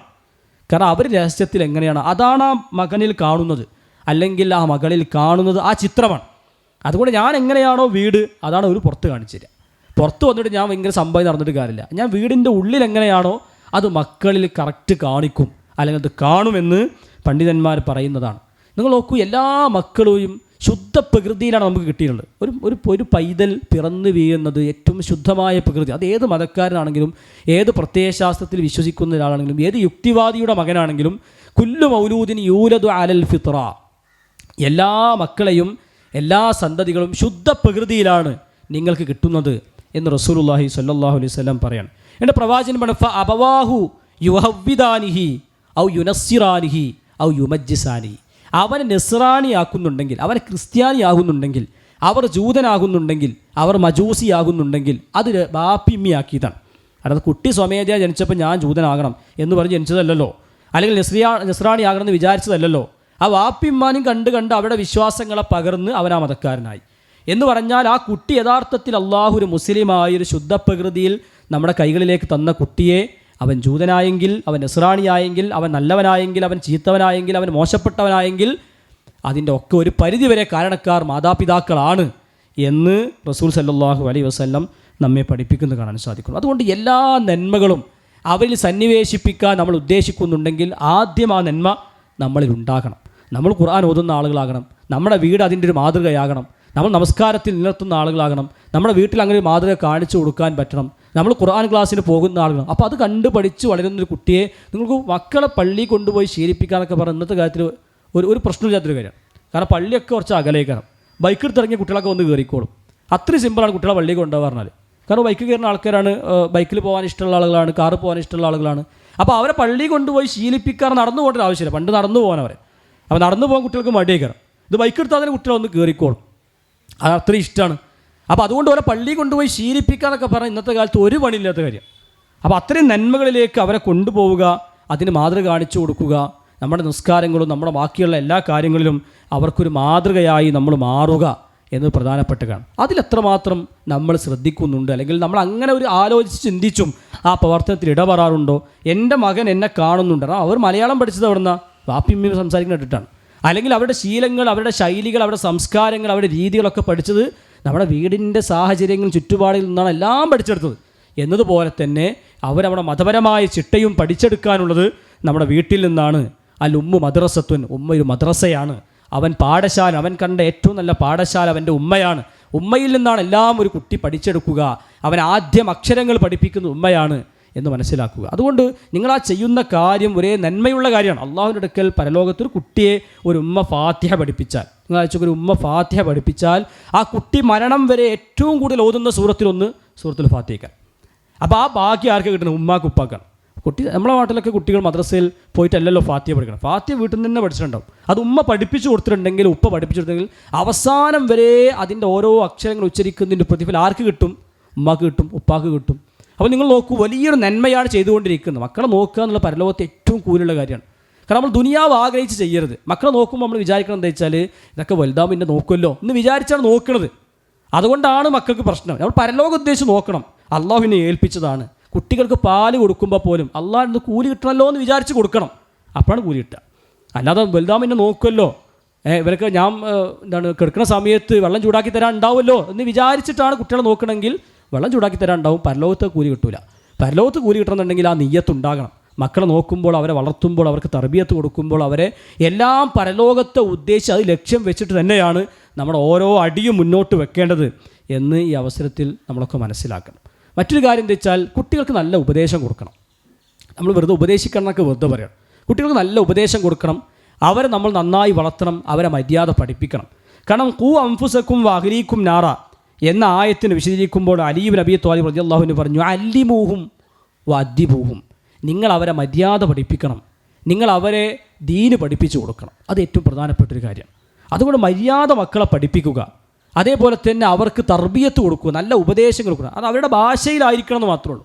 അത് അവരുടെ ഒരു ഭാഷയിലും ശൈലിയിലും. 40 വയസ്സുള്ള ആൾ സംസാരിക്കണം അതേ രൂപത്തിൽ 14കാരനോട് സംസാരിച്ചാൽ ഒരു പക്ഷേ ആ ഉപദേശം എഫക്റ്റ് ചെയ്യില്ല, അത് പ്രശ്നം ഉണ്ടാവും. അതുകൊണ്ട് ആ 14കാരനാണ്, ഇത് 4 വയസ്സാണ്, മറ്റൊരു 14ആണ്, മറ്റൊരു 40 ആണെന്ന് മനസ്സിലാക്കണം. മനസ്സിലാക്കിയിട്ട് വേണം സംസാരിക്കാൻ. അപ്പോൾ ആ ഉപദേശത്തിനൊരു ഭംഗി ഉണ്ടാകും. അത് ആ രൂപത്തിൽ തന്നെ മക്കളോട് ഉപദേശിക്കാൻ വാപ്പാക്കും മാക്കും കഴിയണം. നബി സല്ലല്ലാഹു അലൈഹി വസല്ലം അടുക്കൽ നിന്നൊരു ചെറിയ കുട്ടി ഭക്ഷണം കഴിക്കുമ്പോൾ ഉമ്മു സലമയുടെ മകൻ ഉമർ അദ്ദേഹം പ്രവാചകൻ്റെ അടുത്തു നിന്ന് ഭക്ഷണം കഴിക്കുകയാണ്. പ്രവാചകൻ അദ്ദേഹത്തിൻ്റെ ഭക്ഷണം കഴിക്കുന്ന ആ കുട്ടിയുടെ ഭക്ഷണം കഴിക്കുന്ന രീതി കണ്ട പ്രവാചകൻ പറഞ്ഞു, സമ്മില്ല, കുട്ടിക്ക് പഠിപ്പിച്ചു കൊടുക്കണം, നീ ബിസ്മി ചൊല്ലണം. വക്കുൽ ബി യമീനിക്, നീ വലത് കൈ കൊണ്ട് ഭക്ഷണം കഴിക്കണം. പ്രവാചകൻ മര്യാദ, ഭക്ഷണം കഴിക്കുമ്പോൾ മര്യാദ എന്താണ്? എന്നാൽ കുട്ടി ഭക്ഷണം കഴിക്കുമ്പോൾ അവിടുന്ന് ആ സമയത്ത് പഠിപ്പിച്ചു കൊടുക്കണം, നീ ബിസ്മി ചൊല്ലണം, നീ വലത് കൈ കൊണ്ട് ഭക്ഷണം കഴിക്കണം. വക്കുൽ മിമ്മ യലീഖ്, നിൻ്റെ പാത്രത്തിൻ്റെ അടുത്തുള്ളത് നിന്ന്, അങ്ങനെ പരന്ന് കഴിക്കരുത്, അതിന് അടുത്തുള്ളത് നിന്ന് കഴിക്കണം എന്ന് പറഞ്ഞ് പ്രവാചകൻ കുട്ടികളെ മര്യാദ പഠിപ്പിച്ചു കൊടുക്കുകയാണ്. ആ അദബ്, എങ്ങനെ ഭക്ഷണം കഴിക്കുമ്പോൾ എങ്ങനെയാണ്, ഒരു വീട്ടിൽ കയറുമ്പോൾ എങ്ങനെയാണ്, നിങ്ങളൊരു ഒരു മനുഷ്യനെ കാണുമ്പോൾ എന്തു ചെയ്യണം, നിങ്ങളൊരു മരണ വീട്ടിൽ എത്തുമ്പോൾ നിങ്ങൾ എങ്ങനെ പെരുമാറണം, മറ്റാളുടെ വീട്ടിലേക്ക് അതിഥിയായി പോകുമ്പോൾ എങ്ങനെ ആയിരിക്കണം എന്നത് വളരെ മാന്യമായും സൗമ്യമായും കുട്ടികളെ പഠിപ്പിച്ചുകൊണ്ടേയിരിക്കുക എന്ന് പ്രധാനപ്പെട്ട കാര്യമാണ്. എല്ലാം നമ്മൾ പഠിപ്പിച്ചു കൊടുത്തതുകൊണ്ടാണ് കുട്ടികൾക്ക് കിട്ടിയത് എന്ന കാര്യം സംശയമില്ല. നിങ്ങൾക്ക് പ്രവാചകന്മാരുടെ ചരിത്രങ്ങൾ ഇങ്ങനെ പരിശോധിച്ച് നോക്കിക്കഴിഞ്ഞാൽ അവർ എന്തെല്ലാം ഉപദേശം കൊടുക്കുന്നു. ലുക്മാൻ നബി അലൈഹി സ്വലാത്തു വസ്സലാമിൻ്റെ ഉപദേശങ്ങൾ ഖുർആൻ ഇങ്ങനെ എടുത്തെടുത്ത് കൊടുക്കുന്നുണ്ട്. അതിലേറ്റവും പ്രധാനപ്പെട്ടൊരു ഉപദേശമാണ് അള്ളാഹുവിനെ പരിചയപ്പെടുത്തി കൊടുക്കുക. അതാരെ പരിചയപ്പെടുത്തി കൊടുക്കുക? നമ്മുടെ മക്കളൊക്കെ അള്ളാഹിനെ കുറിച്ച് കേൾക്കേണ്ടത് പുറത്തുനിന്നല്ല, അത് ഉള്ളുന്നാണ്. അള്ളാഹുവിനെക്കുറിച്ച് ആദ്യം പറഞ്ഞു കൊടുക്കേണ്ടത് നമ്മളാണ്. നമ്മുടെ മക്കൾക്ക് അള്ളാഹു ഉണ്ട്, അള്ളാഹുവിനെ മാത്രമേ ആരാധിക്കാൻ പാടുള്ളൂ, അവനെ വിശ്വസിക്കണം, അവൻ്റെ വിശ്വാസത്തിൽ ദൃഢത വേണം എന്ന കാര്യം കൂടുതലായി തീർച്ചപ്പെടുത്തി മക്കൾക്ക് പറഞ്ഞു കൊടുക്കേണ്ടത് നമ്മളാണ്. നിങ്ങൾ നോക്കൂ, ലുക്മാൻ നബി അലൈഹി സ്വലാത്തു വസ്സലാം വൈദ് ഖാല ലുക്മാനു ലിബ്നിഹി വഹുവ യഇലുഹു യാ ബുനയ്യ ലാ തുശ്രിക് ബില്ലാഹ്, എൻ്റെ പൊന്നുമോൻ, ആ വിളി കണ്ടില്ലേ, യാ ബുനയ്യ, എൻ്റെ പൊന്നുമോനെ, എൻ്റെ കുഞ്ഞു മോനെ, നീ ശിർക്ക് ചെയ്യരുത്, അള്ളാഹ്ക്ക് പങ്കു ചേർക്കരുത് മോനെ എന്ന് പറഞ്ഞ് ലുക്മാൻ നബി അലൈഹി സ്വലാത്തു വസ്സലാം മകനെ ഉപദേശിക്കാൻ. നമ്മൾ എത്ര ഉപദേശിക്കാറുണ്ട്, നമ്മൾ ചൂടാകാറുണ്ട്, നമ്മൾ ദേഷ്യം പിടിക്കാറുണ്ട്, നമ്മൾ കിടന്ന് ചാടാറുണ്ട്, പക്ഷെ നമ്മൾ ഉപദേശിക്കാറില്ല. നല്ല നിലക്കൊന്ന് കൂടെ ഇരുത്തി നമ്മൾ സംസാരിച്ച് തോളത്ത് കൈവച്ച് നമ്മൾ എത്ര മക്കൾക്ക് ഉപദേശം കൊടുത്തിട്ടുണ്ട്, അല്ലെങ്കിൽ അവരുടെ ഒരു ശൈലി സ്വീകരിച്ച് നമ്മൾ സംസാരിച്ചിട്ടുണ്ട്. ഇന്ന ശിർക്കല ദുൽമുൻ അദീം, മോനെ ശിർക്ക് എന്ന് പറഞ്ഞാൽ അത് ഏറ്റവും വലിയ തെറ്റാണ് കേട്ടോ, അത് വലിയ പാപമാണ് കേട്ടോ എന്ന് തൗഹീദ് പഠിപ്പിച്ചു കൊടുക്കണം. മക്കൾക്ക് ചെറിയ മനസ്സിലേക്ക് അള്ളാഹിനെക്കുറിച്ച് ബോധം ഉണ്ടാക്കി കൊടുക്കണം. ആ ബോധം ഉണ്ടാക്കി കൊടുത്താൽ അത് കാലാകാലം അവിടെ കിടന്നോളും. എല്ലാ മനുഷ്യർക്കും, നിങ്ങൾ നോക്കൂ, സൗദി എന്ന് പറയുന്നൊരു രാജ്യത്ത് തൗഹീദ് കിട്ടിയിട്ട് കുറേ കാലമായിരുന്നു. മുഹമ്മദ് അബ്ദുൽ വഹാബ് റഹിമുള്ള വന്നതിന് ശേഷം അവിടെ തൗഹീദ് വ്യാപിച്ചു. ഞാൻ മോഡേൺ സൗദിയെക്കുറിച്ചാണ് പറയുന്നത്. തൗഹീദ് വ്യാപിച്ചു, കുറേ കാലങ്ങളായി ഷിർക്കിൻ്റെ ഒരു ലാഞ്ചന പോലെ അവിടെ വീശായക്കണില്ല. കാരണം അവർ ആ ചെറിയ മക്കളെ അടക്കം എല്ലാ പള്ളികളിലും പഠിപ്പിക്കുന്ന കിതാബ് തൗഹീദ് എന്ന ഗ്രന്ഥം എല്ലാ പള്ളിയിലും പഠിപ്പിക്കും. ചെറിയ മക്കളെ ശരിക്കും പഠിപ്പിക്കും. അത് പഠിപ്പിക്കാൻ കാരണം ആ തൗഹീദ് തലയിലാണ് കയറ്റി കൊടുക്കും. എന്നാൽ പിന്നെ ആ മക്കളിലേക്ക് ഷിർക്ക് വരില്ല. അതുകൊണ്ട് നിങ്ങൾ നോക്കൂ, നമ്മളൊക്കെ ഇങ്ങനെ തൗഹീദിൽ ഇങ്ങനെ ജീവിച്ച് പോകുമ്പോൾ നമ്മുടെ മക്കളും നമ്മുടെ മക്കളൊക്കെ അങ്ങനെ ആകും എന്ന് നമ്മൾ വിചാരിക്കണ്ട. പെട്ടെന്ന് തൗഹീദ് തെറ്റിപ്പോകും, പെട്ടെന്ന് മനുഷ്യന്മാർ ഷിർക്കിലേക്ക് പോകും, ആളുകൾ യുക്തിവാദിയായി പോകും, ലിബറലായി പോകും, മറ്റേതെങ്കിലും ഇതര വിശ്വാസങ്ങളിലേക്ക് പോകും. നല്ല സാധ്യതയുണ്ട്. കാരണം നൂഹ് നബി അലൈഹി സ്വലാത്തു വസ്സലാം അവിടെ നിന്ന് വിശ്വാസമുള്ള ആളുകളെ മാത്രം കപ്പലിൽ കയറ്റി, ആ കപ്പൽ വെള്ളം പ്രളയം വന്ന് എല്ലാം തകർന്നു പോയി. പക്ഷെ ആ കപ്പലിലുള്ള ആളുകൾ മാത്രം രക്ഷപ്പെട്ടു. അന്ന് നോക്കൂ, ലോകത്ത് തന്നെ ആ കപ്പലിലുള്ള ആളുകൾ മാത്രമാണ് ബാക്കിയായത്. എന്ന് പറഞ്ഞാൽ തൗഹീദുള്ള വിശ്വാസം ശരിയായ വളരെ കുറഞ്ഞ പേർ മാത്രം ലോകത്ത് ബാക്കിയായി. പക്ഷെ തലമുറകൾ കഴിഞ്ഞപ്പോഴേക്കും ആ മനുഷ്യർ വീണ്ടും ഷിർക്കിലേക്ക് തന്നെ കൂപ്പുകുത്തി. എത്ര പെട്ടെന്ന് അവരിലേക്ക് ഷിർക്ക് വന്നത് നോക്കൂ. കാരണം തൗഹീദ് മാത്രമുള്ളൊരു മനുഷ്യരിലേക്ക് അവൻ്റെ തലമുറ ഇങ്ങനെ കടന്നു പോകുമ്പോൾ കുറേ കാലം തൗഹീദ് കിട്ടുമെന്ന് നമ്മൾ വിചാരിക്കേണ്ട. പെട്ടെന്ന് ഷിർക്കിലേക്ക് പോകും, ആളുകൾ പെട്ടെന്ന് തെറ്റിപ്പോകും. കാരണം എന്തെങ്കിലും പ്രയാസം ഉണ്ടാവും, എന്തെങ്കിലും ബുദ്ധിമുട്ട് കുറേ കാലം കഴിയുമ്പോൾ നമുക്ക് തോന്നും, കല്യാണം കഴിച്ചു, 15 വർഷം കഴിഞ്ഞ് 20 വർഷം കഴിഞ്ഞ് കുട്ടികളില്ല, എല്ലാ ചികിത്സയും നടത്തി, എല്ലാ ഡോക്ടർമാരടുത്തേക്ക് പോയി, ഇനി എന്ത് ചെയ്യും? ഇനി ആ തങ്ങളടുത്തേക്കൊന്ന് പോയോക്കാം, ആരെങ്കിലും പറഞ്ഞുതരും, ആ തങ്ങളടുത്തേക്കൊന്ന് പോയോക്കാം, അല്ലെങ്കിൽ ആ ചാർത്തേക്കൊന്ന് പോയി നോക്ക്, ആ വെള്ളം ഒന്ന് കുടിച്ചു നോക്ക്, അതൊന്ന് കെട്ടി നോക്ക്. അപ്പം മനുഷ്യൻ ഗതിയിട്ട് ഇതിൻ്റെ ആഗ്രഹം കൊണ്ടാണ് പോവും. ഒന്ന് പോയി നോക്കാം, ഇനിയിപ്പോൾ എന്തായാലും പോയി നോക്കാമെന്ന് വിചാരിച്ചോണ്ട് പോവും. മനുഷ്യൻ ഷിർക്കിലേക്ക് പോയൊരു നിമിഷം മതി. നിങ്ങൾ നോക്കൂ, ആ സന്ദർഭത്തിൽ നമ്മൾ മനസ്സിലാക്കണം. അതുകൊണ്ട് നമ്മുടെ മക്കൾക്ക് തൗഹീദിൻ്റെ പാഠങ്ങൾ, അതിൻ്റെ ഏറ്റവും അടിസ്ഥാന തത്വങ്ങൾ വാപ്പമാർ ഉമ്മമാർ പഠിപ്പിച്ചു കൊടുക്കണം. എന്ന് മാത്രമല്ല, നമസ്കാരത്തെക്കുറിച്ച് പഠിപ്പിച്ചു കൊടുക്കണം. കാരണം പ്രവാചകന്മാരുടെ ഉപദേശങ്ങൾ ഏറ്റവും പ്രധാനപ്പെട്ട കാര്യം വസ്വാ ബിഹ ഇബ്രാഹിം ബനീഹി വ യഅഖൂബു യാ ബനിയ ഇന്നല്ലാഹ അസ്തഫാ ലക്കുമുദ്ദീന ഫലാ തമൂതുന്ന ഇല്ലാ വഅൻതും മുസ്ലിമൂൻ. യഅഖൂബ് നബിയും ഇബ്രാഹിം നബിയുടെ ഉപദേശം കൊടുക്കുകയാണ്. മക്കൾക്ക് അല്ലാഹു സുബ്ഹാനഹു വ തആല നിങ്ങൾക്ക് തിരഞ്ഞെടുത്തു തന്ന ഒരു മതമാണ് നിങ്ങളുടെ കയ്യിലുള്ളത്. അതുകൊണ്ട് ഈ മതം അനുസരിച്ച് നിങ്ങൾ ജീവിക്കണം. നിങ്ങൾ മുസ്ലിമായിട്ടല്ലാതെ മരിക്കരുത് കേട്ടോ, നിങ്ങൾ ഈ ഇസ്ലാമിൽ തന്നെ മരിക്കണം കേട്ടോ എന്ന് അള്ളാഹുവിൻ്റെ റസൂൽ, അള്ളാഹുവിൻ്റെ പ്രവാചകന്മാർ അവരുടെ മക്കളെ ഉപദേശിക്കണം. നിങ്ങൾ നിസ്കരിക്കണം, നിങ്ങൾ ഈമാനോട് മരിക്കണം, നിങ്ങൾ തൗഹീദ് ശരിപ്പെടുത്തണം. നിങ്ങൾക്ക് ഖുർആൻ ആവശ്യപ്പെടുന്നു, നോക്കുക, ഉമറു അഹ്ലക ബിസ്വലാത്തി വസ്തബിർ അലൈഹ. നിങ്ങളുടെ കുടുംബത്തോട് നിങ്ങൾ നിസ്കരിക്കാൻ കൽപ്പിക്കണം, നിസ്കരിക്കാൻ പറഞ്ഞു കൊടുക്കണം. അവർക്ക് നിസ്കാരം ശീലിപ്പിക്കണം മക്കളെ. പ്രവാചകൻ സ്വല്ലല്ലാഹു അലൈഹി വസല്ലം പറഞ്ഞില്ല, 7 വയസ്സ് വരെ മക്കൾ നിസ്കാരം ശീലിപ്പിക്കണം. 7 വയസ്സായാൽ നിസ്കാരം ശീലിപ്പിക്കണം. 10 വയസ്സ് വരെ നിസ്കാരം ശീലിപ്പിച്ചുകൊണ്ടേ ഇരിക്കണം. അത് ഓരോ സമയത്ത് പള്ളിയിൽ കൊണ്ടുപോയിട്ടും നിസ്കരിക്കാൻ പറഞ്ഞിട്ടും അതിനുള്ള വസ്ത്രം വാങ്ങിക്കൊടുത്തിട്ടും അതിനവരെ ചെയ്യിപ്പിച്ചൊക്കെ 10 വയസ്സ് വരെ ആവുന്ന ശീലിച്ചിരിക്കണം കുട്ടി. കാരണം എത്ര സമയം പറയും നമ്മൾ? ഒരു ദിവസം 5 വക്ത് നിസ്കാരമല്ലേ? ഒരു 7 മുതൽ 3 കൊല്ലക്കാലം ഓരോ ദിവസവും 5 നേരം നിസ്കരിക്കണം എന്ന് പറഞ്ഞാൽ ഏത് കുട്ടി പിന്നെ നിസ്കാരം ശീലമാവും, അത് ഉറപ്പാണ്. എന്നിട്ട് നിസ്കരിക്കണില്ലെങ്കിൽ ആ കുട്ടിക്കൊരു അടിൻ്റെ കുറവുണ്ട്. അതാണ് പ്രവാചകൻ പറഞ്ഞ് എന്നാൽ നിങ്ങൾ അടിക്കണം. കാരണം 7ാമത്തെ വയസ്സിൽ പറഞ്ഞ് പിന്നെ 10ാമത്തെ വയസ്സിൽ വടിയെടുത്ത് കൊണ്ടാണല്ല പറഞ്ഞത്. അത് 7 മുതൽ 10 വരെ ശീലിപ്പിച്ച് ഓരോ കൂടെ നടന്ന് ഓരൊപ്പം കൊണ്ട് നടന്ന് ഓരോ നിസ്കരിച്ച് നിസ്കാരക്കാരനാക്കണം 10 വയസ്സാകുമ്പോൾ. ആ 10 വയസ്സ് നിസ്കരിച്ച് നമുക്കാണ് അടി കിട്ടേണ്ടത്. ശരിക്ക് പ്രവാചകൻ പറഞ്ഞ് എന്നിട്ടും നിസ്കരിക്കണില്ലെങ്കിൽ ആ കുട്ടിക്കൊരു അടി കൊടുക്കണം, പിന്നെ അവൻ നിസ്കരിച്ചിരിക്കണം എന്ന് റസൂൽ സല്ലല്ലാഹു അലൈഹി വസല്ലം പറഞ്ഞു. ആ ഒറ്റ വിഷയത്തിലാണ് പ്രവാചകൻ അത് പറയുന്നത്. അപ്പോൾ നിസ്കാരം ശരിയായി തന്നെ കുട്ടി ഒരു 80% റെഡിയാവും. തൗഹീദ് നിസ്കാരമൊക്കെ ഉണ്ടായി ആ ചെറുപ്പത്തിനായിട്ട് ഓർഡർ ആയി കഴിഞ്ഞാൽ ഒരു 80-90% ശരിയായി, കുട്ടി ഓൾറെഡി ഓക്കെ ആവുന്നത്. കാരണം തൗഹീദുണ്ട്, വിശ്വാസമുണ്ട്. നിസ്കാരം എന്ന് പറഞ്ഞാൽ എല്ലാത്തിൻ്റെയും മർമ്മമാണ്. അത് സമയം ക്രമീകരിക്കാൻ, അവൻ്റെ മറ്റ് ആരാധനയിലേക്ക് കടക്കാൻ എല്ലാത്തിൻ്റെയും കവാടമാണ് നിസ്കാരം. അതുകൊണ്ടാണല്ലോ പരലോകത്ത് ആദ്യം ചോദ്യം ചെയ്യാറ്. നിസ്കാരം ആദ്യം ചോദ്യം ചെയ്യുക. വിശ്വാസ കാര്യങ്ങൾ കഴിഞ്ഞാൽ പിന്നെ നിസ്കാരിക്കാൻ ആദ്യം ചെയ്യുക. അതുകൊണ്ട് ആദ്യം പഠിപ്പിച്ചെടുക്കേണ്ട കാര്യം നിസ്കരിക്കുന്നൊരു മകനായി നമ്മുടെ മക്കളെ വളർത്തണം. നോമ്പ് നോൽക്കാൻ ശീലിപ്പിക്കണം. വലിയ ചെക്കന്മാരായിട്ടുണ്ട്, എപ്പോഴും നോറ്റിട്ടുണ്ടാവില്ല, അത് കഴിയൂല, ഓനെക്കൊണ്ട് കഴിച്ചാൽ മാനല്ലേ എന്ന് പറഞ്ഞ് നോമ്പ് നോൽപ്പിക്കൂല. ഓൻ ഉച്ചവരെ നോറ്റുള്ളൂ, അത് മതി, ഉച്ചവരെ നോറ്റാൽ മതി, ഓനെ മുറിച്ചോട്ടെ. അങ്ങനെ 2 ഉച്ച നോൽക്കും, പിന്നെ അത് വൈകുന്നേരം വരെ ആവും, പിന്നെ അത് മഗ്‌രിബാവും, പിന്നെ നോമ്പാണ് ശരിയാവും. അപ്പോൾ കുറച്ച് അത് നോമ്പ് ശീലിപ്പിക്കണം. അവരെ സ്വതക്ക കൊടുത്ത് ശീലിപ്പിക്കണം. മക്കൾക്ക് എല്ലാം ശീലിപ്പിക്കണം, സ്വതക്ക കൊടുത്ത് ശീലിപ്പിക്കണം. അവരെ കയ്യിൽ നിന്ന് ഒരു രൂപയെങ്കിലും, ഇപ്പോൾ നമ്മൾ തൊട്ടടുത്ത് വീട്ടിൽ കല്യാണം നടക്കുക, നമ്മളെന്ത് ചെയ്യുക, മക്കളൊക്കെ ഒന്ന് പിരിച്ച് അതിനകത്ത് പൈസ ഒക്കെ വാങ്ങി കളക്ട് ചെയ്ത് നമ്മൾ കുറച്ച് പൈസ കൊടുക്കുമ്പോൾ ചെറിയ മോൻ്റെ അടുത്ത് ഒരു പൈസ വാങ്ങണം, 1 രൂപ വാങ്ങിക്കോളി. ആ 1 രൂപ കിട്ടിയിട്ട് അവൻ്റെ വീട്ടിൽ കല്യാണം നടക്കുന്നില്ല. എന്നാൽ അതൊരു ശീലിപ്പിക്കലാണ്. ഒരു 10 രൂപ വാങ്ങണം. പെരുന്നാളിന് കായ്ക്ക് കിട്ടുന്ന സമയത്ത് ഒരു 10-20 കയ്യിൽ നിന്ന് വാങ്ങി വെക്കുക. അതെന്തിനാണ്? അത് ഇന്ന ആൾക്ക് സ്വതക്ക കൊടുക്കാനാണ്. അത് ശീലിപ്പിക്കണം. എല്ലാ മക്കളെ ശീലിപ്പിച്ചാലേ മക്കൾ പഠിക്കുള്ളൂ എന്ന കാര്യം നമ്മൾ മനസ്സിലാക്കേണ്ടതുണ്ട്. അതുപോലെ തന്നെ 4ാമത്തെ കാര്യം എന്ന് വെച്ചാൽ മതവിജ്ഞാനത്തിന് കുട്ടികളെ പ്രോത്സാഹിപ്പിച്ച് അതിനെ കൊണ്ടു നടക്കണം. അവർക്ക് ദീന് പഠിപ്പിച്ചു കൊടുക്കണം. ദീന് പഠിക്കാനുള്ള അവസരങ്ങൾ മക്കൾക്ക് ഉണ്ടാക്കി കൊടുക്കണം. അതില്ലാത്തതിൻ്റെ ഒരു കേട് നമ്മുടെ നാട്ടിലൊക്കെ ഉണ്ട്. അതില്ലാത്തതിൻ്റെ ഒരു കേടുണ്ട്. അവർക്ക് ദീന് പഠിക്കാൻ അവസരങ്ങൾ ഉണ്ടാകണം. അടുത്തൊരു വിഷയം അതിനെക്കുറിച്ച് വിശദമായി വരുന്നുണ്ട്. ഞാൻ അതുകൊണ്ട് ദീർഘമായി അതിലേക്ക് കടക്കുന്നില്ല. നോക്കൂ, നമ്മുടെ മക്കൾ ഹാഫിളുകളാകട്ടെ, നല്ല പണ്ഡിതന്മാരുണ്ടാകട്ടെ, അവർക്ക് ദീന് കൈകാര്യം ചെയ്യാൻ കഴിയുന്ന മക്കളുണ്ടാകട്ടെ. ഡോക്ടർമാരാകണം, എഞ്ചിനീയർമാരാകണം, ഒക്കെ ആയതിനു ശേഷം മരിച്ചു പോയിട്ട് എന്താ കാര്യം? സർട്ടിഫിക്കറ്റ് കിട്ടി പിറ്റേന്ന് മരിച്ചാൽ ആ സർട്ടിഫിക്കറ്റ് കൊണ്ട് കബർക്കാട് പോകാമെന്നല്ല, ഒന്നുമില്ല. മക്കൾ ഖുർആൻ പഠിപ്പിച്ചാൽ നാളെ നമ്മളെ ഖബറിൽ, നമ്മളെ പരലോകത്ത് അവർക്കും നമുക്കും ഒരുപോലെ ഉപകരിക്കുന്നൊരു കാര്യമാണ്. അതുകൊണ്ട് മക്കളൊക്കെ നല്ല ഹാഫിളുകളാകട്ടെ. ഇമാം ഹാക്കിം ഉദ്ധരിക്കുന്നൊരു ഹദീസിൽ പ്രവാചകൻ സല്ലല്ലാഹു അലൈഹി വസല്ലം പറഞ്ഞു, മൻ ഖറഅൽ ഖുർആന വ തഅല്ലമഹു വ അമില ബിഹി. ഒരു മനുഷ്യൻ ഖുർആൻ പഠിക്കുന്നു, അത് ജീവിതത്തിൽ പകർത്തുന്നു, അവൻ അത് കൊണ്ടു നടക്കുന്നു എങ്കിൽ ഉൽബിസ വാലിദാഹു യൗമൽ ഖിയാമത്തി താജം മിൻ നൂരിൻ. അവൻ്റെ മാതാപിതാക്കൾക്ക് നാളെ പരലോകത്ത് ഒരു കിരീടം വെച്ചെടുക്കും. ഒരു പ്രകാശത്തിൻ്റെ കിരീടം മാതാവിനും പിതാവിനും വെച്ചെടുക്കും. അതെന്തുകൊണ്ടാണ്? മിസ്ലു ഷംസി, സൂര്യനോളം പ്രകാശമുള്ള ഒരു കിരീടം നാളെ പരലോകത്ത് ഒരു ഖുർആൻ ഹാഫിളായ അല്ലെങ്കിൽ ഖുർആൻ പഠിച്ച ഒരു മകൻ്റെ രക്ഷിതാവിൻ്റെ തലയിൽ വെച്ച് കൊടുക്കുന്നതാണ്. യുക്സ വാലിദാഹു ഹുല്ലത്തൈനി, അവർക്ക് 2 വസ്ത്രങ്ങൾ അണിയിക്കപ്പെടും. ലാ യഖൂമു ലഹുമദ് ദുനിയ, ദുനിയാവ് അതിനോട് പകരാവും. ദുനിയാവിൻ്റെ മുഴുവൻ കൊടുത്താൽ പോലും ആ വസ്ത്രത്തിന് പകരാവില്ല. അത്രയും നല്ലൊരു വസ്ത്രം ആ മക്കളെ ഖുർആൻ പഠിപ്പിച്ചതിൻ്റെ പേരിൽ, അതിനുവേണ്ടി അവരെ പര്യാപ്തമാക്കിയതിൻ്റെ പേരിൽ, അതിന് സംവിധാനം ഉണ്ടാക്കി കൊടുത്തതിൻ്റെ പേരിൽ അള്ളാഹു സുബ്ഹാനഹു വ തആല അവരെ ഉമ്മയൊക്കെ ആദരിക്കുന്നതാണ്. അപ്പോൾ ആ രക്ഷിതാവ് മാതാപിതാക്കൾ അത്ഭുതത്തോട് ചോദിക്കണം, ബിമാ കുസീന ഹാദ, ഇതെന്തിനാണ് ഞങ്ങളെ ധരിപ്പിച്ചത്? ഞങ്ങൾക്ക് എന്തുകൊണ്ട് ഇതിനോട് കാര്യം?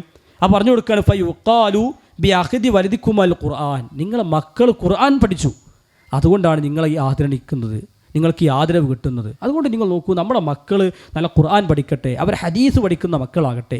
എന്തെല്ലാം സൗകര്യം നമ്മൾ വേങ്ങരയിലാണുള്ളത്. വേങ്ങര എന്ന് പറഞ്ഞാൽ ഇതിന് തൊട്ട് ഭാഗത്തുള്ള ധാരാളം സംവിധാനങ്ങൾ, ഒരുപക്ഷെ മറ്റു നാട്ടുകാർക്ക് കിട്ടാത്തത്ര സംവിധാനങ്ങൾ നമ്മുടെ നാട്. ജാമിഅ ഹിന്ദ്, തൊട്ടപ്പുറത്ത് അതിന് അപ്പം തന്നെ ഹിഫ്ള് കോളേജുണ്ട്. ഇവിടെ ദാറുൽ ഹദീസ് ഉണ്ട്, ദാറു ഹഫ്സ ഹിഫ്ള് സ്ത്രീകൾക്കുണ്ട്. അതേപോലെ തന്നെ നമ്മുടെ ദാറുസലാമിൽ ഇവിടുത്തെ ദർസിന് സംവിധാനങ്ങളുണ്ട്. ഇങ്ങനെ ഒരുപാട് സംവിധാനങ്ങൾ ഓഫ്ലൈനായി ഓൺലൈനായി ധാരാളം സംവിധാനങ്ങൾ ഉള്ളൊരു നാട്ടിലും ഒരു പരിസരത്തിലൊക്കെയാണ് നമ്മൾ ജീവിക്കുന്നത്. അതുകൊണ്ട് ഏതെങ്കിലും നിലക്ക് മക്കൾക്ക് ദീന് പഠിക്കാൻ കഴിയുന്നൊരു അതുകൊണ്ട് ഒന്നും നഷ്ടമാവില്ല. ദീന് പഠിച്ചിട്ട് ആരുടെ പട്ടിണി ജീവിച്ചിട്ടില്ല. ദീന് പഠിച്ചതിൻ്റെ പേരിൽ ഒരാൾ പട്ടിണി കിടന്ന് മരിച്ചിട്ടില്ല. അതുകൊണ്ട് ദീന് പഠിപ്പിച്ചുകൊണ്ട് നിങ്ങളെ മക്കളൊന്നും പട്ടിണിയൊന്നും മരിക്കേണ്ട അവസ്ഥ ഉണ്ടാവില്ല. അത് ഉറപ്പാണ്. അങ്ങനെ ആരുമില്ല ലോകത്ത്. അവർക്കൊക്കെ അന്നം അള്ളാഹു നിശ്ചയിച്ചുകൊണ്ട് അത് കിട്ടും. ഒരു ജോലി കിട്ടുമല്ലോ, ഓൻ എന്താ കാട്ടുക, അതൊക്കെ വിചാരിച്ചാണ് കുറേ ആൾക്കാർ വിടാത്തത് അല്ലേ? അതുകൊണ്ട് വിടാത്തത്. എന്തിനാ ഡോക്ടറാക്കാൻ വിടുന്നത്, എന്തിനാ എഞ്ചിനീയറാക്കാൻ വിടുന്നത്? അത് പരലോകത്ത് കൂട്ടുന്നവരായതുകൊണ്ടല്ലോ. എന്തിനാ വിടണമെന്ന് വെച്ചാൽ അതായത് അന്തസ്സുള്ള ജോലിയാണ്, കുറേ പൈസ ഉണ്ടാക്കുക എന്ന് വിചാരിച്ചിട്ടാണല്ലോ സാധാരണ ഇതിൽ വിടാറുള്ളത്. നിങ്ങൾ നോക്കൂ, ദീന് പഠിപ്പിക്കാൻ എന്താ വിടാത്തത്? അത് പിന്നെ എന്താ കാട്ട്, കുട്ടി അവിടെ ഇവിടെ കഴിഞ്ഞാൽ വയന്ന് നടക്കുന്നതാണ് വിചാരിക്കുന്നത്. അങ്ങനെ നടക്കുന്നില്ല. ഒരല്ല അന്തസ്സിൽ ഇവിടെ ജീവിക്കും. അങ്ങനെ ആരും ഇവിടെ പ്രയാസപ്പെട്ട് ജീവിച്ചിട്ടില്ല, അങ്ങനെ ജീവിക്കുന്നുമില്ല. അതുകൊണ്ട് മക്കൾക്ക് ദീന് പഠിപ്പിക്കുന്നൊരു അവസ്ഥാവിശേഷം ഇവിടെ ഉണ്ടാക്കണം എന്നുള്ളതാണ് മാതാപിതാക്കൾ എന്ന നിലക്ക് നമ്മൾ ചെയ്യണം. അത് ഏതെങ്കിലും നിലക്ക് നമ്മൾ കുറച്ച് ത്യാഗം സഹിച്ചിട്ടെങ്കിലും മക്കളെ ദീന് പഠിപ്പിക്കുന്ന ഒരവസ്ഥയുണ്ടാക്കണം. അതുപോലെ തന്നെ അവരിലേക്ക് വരാനുള്ള തിന്മകളെ നമ്മൾ ഒരു രാജാവിനെ പോലെ തടയണം, ഒരു അധികാരിയെപ്പോലെ അത് തടഞ്ഞു വെക്കണം. മക്കളിലേക്ക് തിന്മ വരുന്നുണ്ടെങ്കിൽ അത് അധികാരമെടുത്ത് അത് കുട്ടികളല്ലേ അതൊക്കെ നന്നായിക്കോളും, ഇനിയിപ്പോൾ എന്താ പറയുക എന്ന് വിചാരിച്ച് നിൽക്കല്ലോ വേണ്ടി. വാപ്പയാണെങ്കിൽ തടയണം. ഇൻ്റെ പേരിൽ നടക്കൂല എന്ന് പറയാൻ പറ്റണം. മക്കളോട് സ്നേഹബുദ്ധി അത് പറഞ്ഞു കൊടുക്കണം. അത് അവരെ തിരുത്തണം. റസൂൽ സല്ലല്ലാഹു അലൈഹി വസല്ലം പറഞ്ഞല്ലോ, മൻ റആ മിൻകും മുൻകറൻ ഫൽയുഗയ്യിർ ബിയദിഹി. ഒരു മുൻകർ, ഒരു തിന്മ കണ്ടാൽ നിങ്ങൾ കൈകൊണ്ട് തടയണം. ആ കൈകൊണ്ട് തടയുമെന്ന് പറഞ്ഞാൽ രാജാവിനുള്ള വിധിയാണ്. ഒരു രാജാവിനാണ് കൈകൊണ്ട് തടയാൻ പറ്റുക. എന്നതുപോലെ ഒരു പെരിയിലെ ഒരു വീട്ടിലെ രാജാവാരാണ്? ആ ഉപ്പയുമ്മയാണ്. ആ ഉപ്പയുമ്മ ആ തിന്മ കണ്ടാൽ ഉടനെ തടഞ്ഞിക്കണം. അത് കുട്ടികളല്ലേ, അത് റെഡി ആയിക്കോളും, നമ്മളൊക്കെ ഇപ്പോൾ എങ്ങനെ ജീവിച്ച് അത് വരും. എല്ലാ രക്ഷിതാക്കളും മറുപടിയാണ്, അത് നമ്മളൊക്കെ ഇപ്പോൾ എങ്ങനെ ജീവിച്ച് അത് നന്നായിക്കോളും. അങ്ങനെ നന്നാവുന്നില്ല. നമ്മളങ്ങനെ ജീവിച്ച് നമ്മുടെ സാഹചര്യം അതായിരിക്കും. പക്ഷെ നമ്മളെ മക്കളങ്ങനെ ജീവിച്ചാൽ പോരാ. മക്കളെ നമ്മളെങ്ങനെയോട് രക്ഷപ്പെട്ട് പോയതേക്കണം എന്ന് വിചാരിച്ച് നമ്മളെ മക്കളൊക്കെ അങ്ങനെ രക്ഷപ്പെട്ടു പോകണമെന്നില്ല. അതുകൊണ്ട് അവർക്ക് ദീനിയായൊരു അന്തരീക്ഷം കൃത്യമായി ഉണ്ടാക്കി കൊടുക്കുക. ഒരു തിന്മ വന്നാൽ തന്നെ അത് സ്നേഹബുദ്ധിയാ തിരുത്തി പറഞ്ഞു മനസ്സിലാക്കി ആ തിന്മയിൽ നിന്ന് മായ്ച്ചു കളയുക. അതാണ് റസൂൽ സല്ലല്ലാഹു അലൈഹി വസല്ലം അവിടുത്തെ പേരമകൻ അപ്പുറത്ത് സക്കാത്തിൻ്റെ സ്വതക്കയുടെ സ്വത്താണോ എന്ന് സംശയിക്കുന്ന ഒരു ഈത്തപ്പഴത്തിൽ നിന്ന് ഒരു കാരക്കെടുത്ത് കഴിച്ചു. പ്രവാചകൻ ഉടനെ വായിൽ കൈയിട്ടെത്തി അതെടുത്ത് ഒഴിവാക്കുകയാണ്. കാരണം സ്വതക്കയുടെ മുതൽ നമ്മൾ തിന്നാൻ പാടില്ല എന്നറിയില്ല മോനെ എന്ന് പറഞ്ഞ് പ്രവാചകൻ തിരുത്തണം. അത് തിന്നോട്ടെ, കുട്ടികളല്ലേ, അവർക്ക് ഇപ്പം എന്താ അറിയാം, അവർക്ക് ബുദ്ധിയുണ്ടോ എന്ന് വെച്ച് നിൽക്കല്ല. പ്രവാചകൻ ആ തെറ്റ് തിന്നാൻ പാടില്ല. അത് ചെറിയ മോനിൽ അങ്ങത്തിനാണ് ആ ചിന്ത ഉണ്ടാക്കി കൊടുക്കേണ്ടത്. അത് ഉടനെ പ്രവാചകൻ സല്ലല്ലാഹു അലൈഹി വസല്ലം അവർക്ക് തിരുത്തി കൊടുക്കുന്നത് ഹദീസുകളിൽ കാണാൻ സാധിക്കും. അതുകൊണ്ട് സിനിമ കാണുക, നമ്മൾ ടാബ് കൊടുക്കും, മൊബൈൽ കൊടുക്കും. അവരെന്താ കാണുന്നത്? അവർ ഇൻസ്റ്റാഗ്രാം എടുക്കുന്നു, റീലുകൾ കാണുന്നു, സിനിമകൾ കാണുന്നു, ഷോർട്സുകൾ കാണുന്നു, മറ്റെന്തെങ്കിലും മൂവികൾ കണ്ടുകൊണ്ടിരിക്കുന്നു. നിങ്ങൾ നോക്കൂ, അവരിങ്ങനെ പോയി എല്ലാ തിന്മകൾക്കും നമ്മളിങ്ങനെ വളം വെച്ച് കൊടുത്താൽ പിന്നെ ഇത് കയ്യിലൊതുങ്ങൂല. പിന്നെ കുറേ കാലം കഴിഞ്ഞിട്ട് അത് മക്കളാകെ പ്രശ്നത്തിലാണ്, പ്രയാസത്തിലാണ്, ഉസ്താദ് ഉപദേശിക്കണം അല്ലെങ്കിൽ അതാക്കണം, നമ്മൾ കുറേ കൗൺസിലിംഗ് കൊണ്ടുപോയി കുറേ ക്ലാസ് കൊണ്ടിരുത്തിട്ട് കാര്യമില്ല. തുടക്കത്തിലേ കിട്ടേണ്ട വിഭവങ്ങൾ കിട്ടിയില്ല. അതിൻ്റെ പ്രശ്നം മക്കളിൽ ഉണ്ടാകും. അതുകൊണ്ട് ഇത്തരം തിന്മകൾ അതിൻ്റെ മുള പൊട്ടുമ്പോൾ തന്നെ കുട്ടികൾ പറഞ്ഞു മനസ്സിലാക്കി ആ തിന്മയിൽ നിന്ന് തിരുത്തി നമ്മൾ ആ മക്കളെ തിരിച്ചു കൊണ്ടുവരാൻ നമ്മൾ ശ്രദ്ധിക്കേണ്ടതുണ്ട്. അതുപോലെ തന്നെ മറ്റൊരു കാര്യമാണ് നമ്മളെ കുട്ടികളുടെ കൂട്ടുകെട്ട് എന്താണ്. ഓരോ പ്രായത്തിലും ഓരോ സമയത്ത് കുട്ടികൾ പുറത്തു പോകേണ്ടി വരും. സ്കൂളിലേക്ക് പോകുന്ന കുട്ടികളായിരിക്കും, വിദ്യാലയത്തിൽ പോകുന്ന ആളുകളായിരിക്കും. ഈ സമയത്ത് കുട്ടികളുടെ ഒരു കൂട്ടുകെട്ട് എന്താണ്, അവരുടെ ചങ്ങാത്തം എവിടെയാണ്, അവരാരോടാണ് കൂട്ടുകൂടുന്നത് എന്നതിനെക്കുറിച്ച് ഒരു കൃത്യമായ ശ്രദ്ധ മാതാപിതാക്കൾക്ക് ഉണ്ടാകണം. അതാണ് ഞാൻ നേരത്തെ പറഞ്ഞത്. ദീനിയായ ഒരു അന്തരീക്ഷത്തിൽ ദീനിയായ വിജ്ഞാനം പഠിക്കുന്നൊരു സദസ്സിലും ഒരു സംവിധാനത്തിലാണെങ്കിൽ അവിടുത്തെ കൂട്ടുകെട്ടതായിരിക്കും. സ്വാഭാവികമായി കിട്ടുന്നൊരു കാര്യമാണത്. പിന്നെ ഒരു ചങ്ങാത്തം നന്നാവും. ഒരാ ദീനിയായ ഉള്ള മക്കളെ കൂടെ തന്നെ അവർ വളരുക. പിന്നെ വലിയൊരു പ്രയാസമില്ല, ഒരങ്ങനെ ജീവിച്ച് പോയിക്കോളും. ഇന്ന് സാധാരണ വിദ്യാലയത്തിൽ പോകുമ്പോൾ അല്ലെങ്കിൽ മറ്റ് ഇടങ്ങളിലേക്ക് പോകുമ്പോൾ മറ്റ് ഇതര വിശ്വാസങ്ങളുള്ള മറ്റ് ഇതര കാര്യങ്ങൾ ചിന്തിക്കുന്ന എല്ലാം ഉള്ള കുട്ടികളൊക്കെ ആയിരിക്കും. സ്വാഭാവികം അത് പകരും. കണ്ടില്ലേ, ഒരു മുന്തിരി കേടന്നാൽ മതി, അതിൻ്റെ നീര് തട്ടി ബാക്കിക്ക് ഇങ്ങനെ കേടരും. കൂട്ടത്തിലൊരു മുന്തിരി നന്നായതുകൊണ്ട് കാര്യമില്ല, അതിങ്ങനെ നീരട്ടി നന്നാവില്ല. അപ്പോൾ ആരോഗ്യം പകരാറില്ല, രോഗേ പകരുള്ളൂ എന്ന് മനസ്സിലാക്കി നമ്മൾ ആരോടാണോ കൂട്ടുകൂടുന്നത്, നമ്മുടെ കുട്ടികൾ ആരോടാണോ കൂട്ടുകൂടുന്നത് അത് ശ്രദ്ധിക്കേണ്ടതാണ്. അത് ശ്രദ്ധിക്കാൻ രക്ഷിതാക്കൾ കഴിയണം. അതിപ്പോൾ ഞാൻ എന്താ ചെയ്യാമെന്ന് വിചാരിച്ചിട്ട് കാര്യമില്ല. റസൂൽ സല്ലല്ലാഹു അലൈഹി വസല്ലം പറഞ്ഞു, റജുലു അലാ ദീനി ഖലീലിഹി. ഒരു മനുഷ്യൻ തൻ്റെ കൂട്ടുകാരൻ്റെ മതത്തിലാണ്. നബിൻ്റെ പ്രയോഗം നോക്കണേ, കൂട്ടുകാരൻ്റെ മതത്തിലാണ്. അവനങ്ങനെ ആയിരിക്കും. ഓൻ നിസ്കരിക്കുന്നുണ്ടോ, ഒന്നപ്പനും പള്ളിയിൽ പോകും. ഓൻ തിയേറ്ററിൻ്റെ അവിടെയാണോ പോകുന്നത്, ഓനവിടെ പോകും. ഓനിങ്ങനെ വെറുതെ നടക്കുകയാണോ, ഒന്നുമില്ലാതെ സിഗരറ്റും വലിച്ച് സിനിമയും കണ്ട് അങ്ങനെ നടക്കുകയാണോ, നമ്മുടെ മക്കൾ അതേപോലെ തന്നെ ആവും, ഒരു സംശയമില്ല. ഇപ്പോൾ ഓരെ പോയി നന്നാക്കുന്നില്ല, അങ്ങനൊന്നും ഒരു തെറ്റിദ്ധാരണയൊന്നും വേണ്ട. ആ പ്രായതാണ്. അവിടെ നിന്ന് ഇങ്ങോട്ട് കിട്ടാവുന്ന രസങ്ങളൊക്കെ പിടിച്ച് വലിക്കുന്നൊരു കാലയിക്കാരം. അപ്പം നമ്മളെ മക്കൾ കേടരേ ഉള്ളൂ. അതുകൊണ്ട് അവരാരോട് ചങ്ങാത്തം കൂടുന്നു. അതുകൊണ്ട് ഫൽ യൻദുർ അഹദുക്കും മൻ യുഖാലിൽ. അവരാരോടാണോ ചങ്ങാത്തം കൂടുന്നത്, അവരാരോടാണോ ഫ്രണ്ട്ഷിപ്പ് ഉണ്ടാകുന്നത്, അത് നിങ്ങൾ നിരീക്ഷിക്കുക, അത് നിങ്ങൾ നോക്കുക എന്ന് പ്രവാചകൻ ഓരോ വ്യക്തിയോട് പറയാണ്. എന്നതുപോലെ തന്നെ നമ്മുടെ മക്കൾ അത് ആരോടാണോ ചങ്ങാത്തം കൂടുന്നത്, അവരാരോടാണോ കൂട്ടുകൂടുന്നത് എന്നതിനെക്കുറിച്ച് നിരീക്ഷിക്കുക എന്നത് വളരെ പ്രധാനപ്പെട്ട കാര്യമാണ്. അവർ ചങ്ങാത്തം കൂടേണ്ട ഇവിടുത്തെ ദീനിയായ നമ്മുടെ ആദർശമുള്ള മക്കളോടാണ്. അതുകൊണ്ടാണ് നമ്മളുടെ വിസ്ഡം സ്റ്റുഡൻസ് എന്ന് പറയുന്നൊരു സംവിധാനമുള്ളത്. നമ്മുടെ മക്കൾ അതിൻ്റെ ഭാഗമാകണം. അതിൻ്റെ പ്രോഗ്രാമുകളിൽ കുട്ടികൾ എത്തണം. അവരവിടുമായൊരു കൂട്ടുകെട്ട് ഉണ്ടാകണം. അത്തരം ഇടങ്ങളിൽ അത്തരം ആളുകളുമായൊരു കൂട്ടുകെട്ട് ഉണ്ടാകണം. അവർക്ക് അവിടുത്തെ മീറ്റിങ്ങുകളിൽ പോകാൻ കഴിയണം. ഇവിടെ ധാരാളം മീറ്റിംഗ് നടക്കുന്നു, ഇവിടെ ഒരുപാട് പ്രോഗ്രാം നടക്കുന്നു, കുട്ടികൾക്ക് വേണ്ടി ഇഷ്ടംപോലെ പ്രോഗ്രാം നടക്കുന്നു. പക്ഷെ നമ്മുടെ മക്കൾ അവിടെ ഒന്നും എത്തുന്നില്ല, നമ്മുടെ മക്കൾ അവിടെ ഒന്നും പോകണില്ല. അങ്ങനെ ആയാൽ പറ്റില്ല. നമ്മൾ മാത്രം എല്ലാ പരിപാടിക്കും പോയി സീറ്റിട്ടിരുന്നാൽ പോരാ. നമ്മുടെ മക്കളോട് എത്തണം. നമ്മുടെ മക്കൾ അത്തരം ആളുകളോട് കൂട്ടുകൂടണം. അവരെ ചങ്ങാതിമാർ അവരായി മാറണം. അപ്പോഴേ ഈ ദീനം എങ്ങനെ പോവുള്ളൂ, ഒരു ദീനിയായ അന്തരീക്ഷത്തിൽ പോവുള്ളൂ. അവർ നിസ്കാരത്തിനൊക്കെ പ്രാധാന്യം കൽപ്പിക്കുന്ന ആളുകളായിരിക്കും നമ്മുടെ മക്കളും അങ്ങനെ ആയി വരും. അതുകൊണ്ട് അവരാരോട് കൂട്ടുകൂടണം, അല്ലെങ്കിൽ ആരോടാണ് കൂട്ടുകൂടേണ്ടത് എന്ന് ചിന്തിച്ച് വേണം അവിടെ ചങ്ങാത്ത് ഉണ്ടാക്കി കൊടുക്കണം. അതിനുള്ള സാഹചര്യങ്ങൾ നമ്മൾ ഒരുക്കി കൊടുക്കണം. അത് ധാരാളം സാഹചര്യങ്ങളുണ്ട്. നമ്മുടെ സംഘടനയുടെ കീഴിലാണ്. നമ്മൾ വിസ്ഡം ഇസ്ലാമിക് ഓർഗനൈസേഷൻ എന്ന് പറയുന്ന അതിൻ്റെ വ്യത്യസ്ത ഘടകങ്ങളുടെ കീഴിലാണ്. അതിൻ്റെ എല്ലാ ഘടകങ്ങളിലും അങ്ങനെയാണ്. അതിന് യൂത്തിന് ഘടകമുണ്ട്, അതിന് സ്ത്രീകൾക്കുണ്ട്, കുട്ടികൾക്കുണ്ട്, മുതിർന്ന ആളുകൾക്കുണ്ട്, സ്റ്റുഡൻസിനുണ്ട്. അപ്പോൾ നമ്മുടെ മക്കൾ ഏത് പ്രായത്തിലാണോ ആ പ്രായത്തിൽ കയ്യും പിടിച്ച് അവിടെ കൊണ്ടാക്കി കൊടുത്താൽ ഓലാ കൂട്ടത്തിൽ അങ്ങനെ വളർന്നു പോയിക്കോളും. അവിടെ ആരാകണം ആരാകരുത് എന്ന് നിശ്ചയിക്കാനും അത് തീരുമാനിക്കാനും അത് പറഞ്ഞു കൊടുക്കാനും ആ വഴിക്ക് അവരെ നടത്താനുമൊക്കെ നമ്മൾ ശ്രദ്ധിക്കേണ്ടതുണ്ട്. അതാണ് പ്രവാചകൻ പറഞ്ഞത്, ലാ തുസാഹിബ് ഇല്ലാ മുഅ്മിന, നിങ്ങൾ വിശ്വാസികളോടല്ലാതെ കൂട്ടുകൂടരുത് എന്ന് റസൂൽ സല്ലല്ലാഹു അലൈഹി വസല്ലം പറഞ്ഞു. വിശ്വാസികളോടാണ് ഒരു മനുഷ്യൻ്റെ ആത്മബന്ധം. ഇന്നമാ വലിയുക്കുമുല്ലാഹു റസൂലുഹു വല്ലദീന ആമനു. ഒരു മനുഷ്യൻ്റെ ആത്മബന്ധം ഉണ്ടാകേണ്ടത് അവർ വിശ്വാസികളോടാണ്. അള്ളാഹുവിനോടും റസൂലിനോടും അവൻ്റെ ഉറ്റ തോഴന്മാർ അവരായിരിക്കും. അള്ളാഹും റസൂലും വിശ്വാസികളായിരിക്കും. അവരായിരിക്കും അവൻ്റെ കൂട്ടത്തിലുണ്ടാവുക. അവരുടെ വൃത്തത്തിലായിരിക്കും അവൻ സഞ്ചരിക്കുക.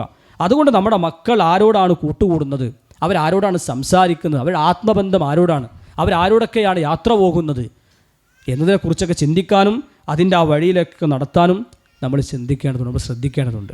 അതുപോലെ തന്നെ മറ്റൊരു കാര്യം എന്താ വെച്ചാൽ ഇതൊരു വലിയ ഉത്തരവാദിത്തമാണ്. അതായത് കുട്ടികളങ്ങനെ വളർന്നോളും, അത് വേറെ കാര്യം. പക്ഷെ അവർ ദീനിയായ ഒരു അന്തരീക്ഷത്തിലേക്ക് എത്തുക എന്ന് പറഞ്ഞാൽ അത് വാപ്പാനും ഉമ്മാനും ഏൽപ്പിക്കട്ട വലിയൊരു ഡ്യൂട്ടിയാണ്. അത് നമ്മൾ മനസ്സിലാക്കണം. അത് ഉത്തരവാദിത്തമായി തന്നെ ഏറ്റെടുക്കണം. എൻ്റെ മകൾ അത് ദീനിയായ അന്തരീക്ഷത്തിൽ ഉണ്ടാകണമെന്ന് വിചാരിച്ച് ചിന്തിച്ച് ശ്രദ്ധിച്ച് വേണം ഒരു രക്ഷിതാവ് മുന്നോട്ട് പോകാൻ. അങ്ങനെ നമ്മൾ ഒരു ശ്രദ്ധയും കൊടുക്കാതെ പോയി കഴിഞ്ഞാൽ ഒരു പൂന്തോട്ടത്തിൽ എങ്ങനെയാണോ കളകൾ വന്ന് പുല്ലുകൾ കയറി അത് ആ പൂന്തോട്ടം എങ്ങനെയാണ് നശിച്ചു പോവുക, അതുപോലെ നമ്മുടെ മക്കളാണ് നശിച്ചു പോകും. അതുകൊണ്ട് അത് ആ പാകത്തിന് ആ സമയം വെട്ടിക്കൊടുത്ത് പുല്ലുകളൊക്കെ പറിച്ച് ഒഴിവാക്കി ആ ഒരു പൂന്തോട്ടം എങ്ങനെയാണോ നമ്മൾ വെള്ളം നനച്ച് ഇങ്ങനെ കൊണ്ടെടുക്കുക എന്നതുപോലെ മക്കളെങ്ങനെ കൂട്ടിപ്പിടിച്ച് കൊണ്ടുപോകണം. അത് ഓരോ പ്രായത്തിൽ ഓരോ രൂപത്തിൽ അവരോട് സംസാരിക്കണം. പണ്ഡിതന്മാർ പറയില്ല, 7ാമത്തെ വയസ്സ് വരെ നിങ്ങൾ കുട്ടികളോട് കളിക്കണം. അത് കളിക്കാനുള്ള പ്രായമാണ്. കുട്ടികളോട് കളിക്കാൻ നിൽക്കണം.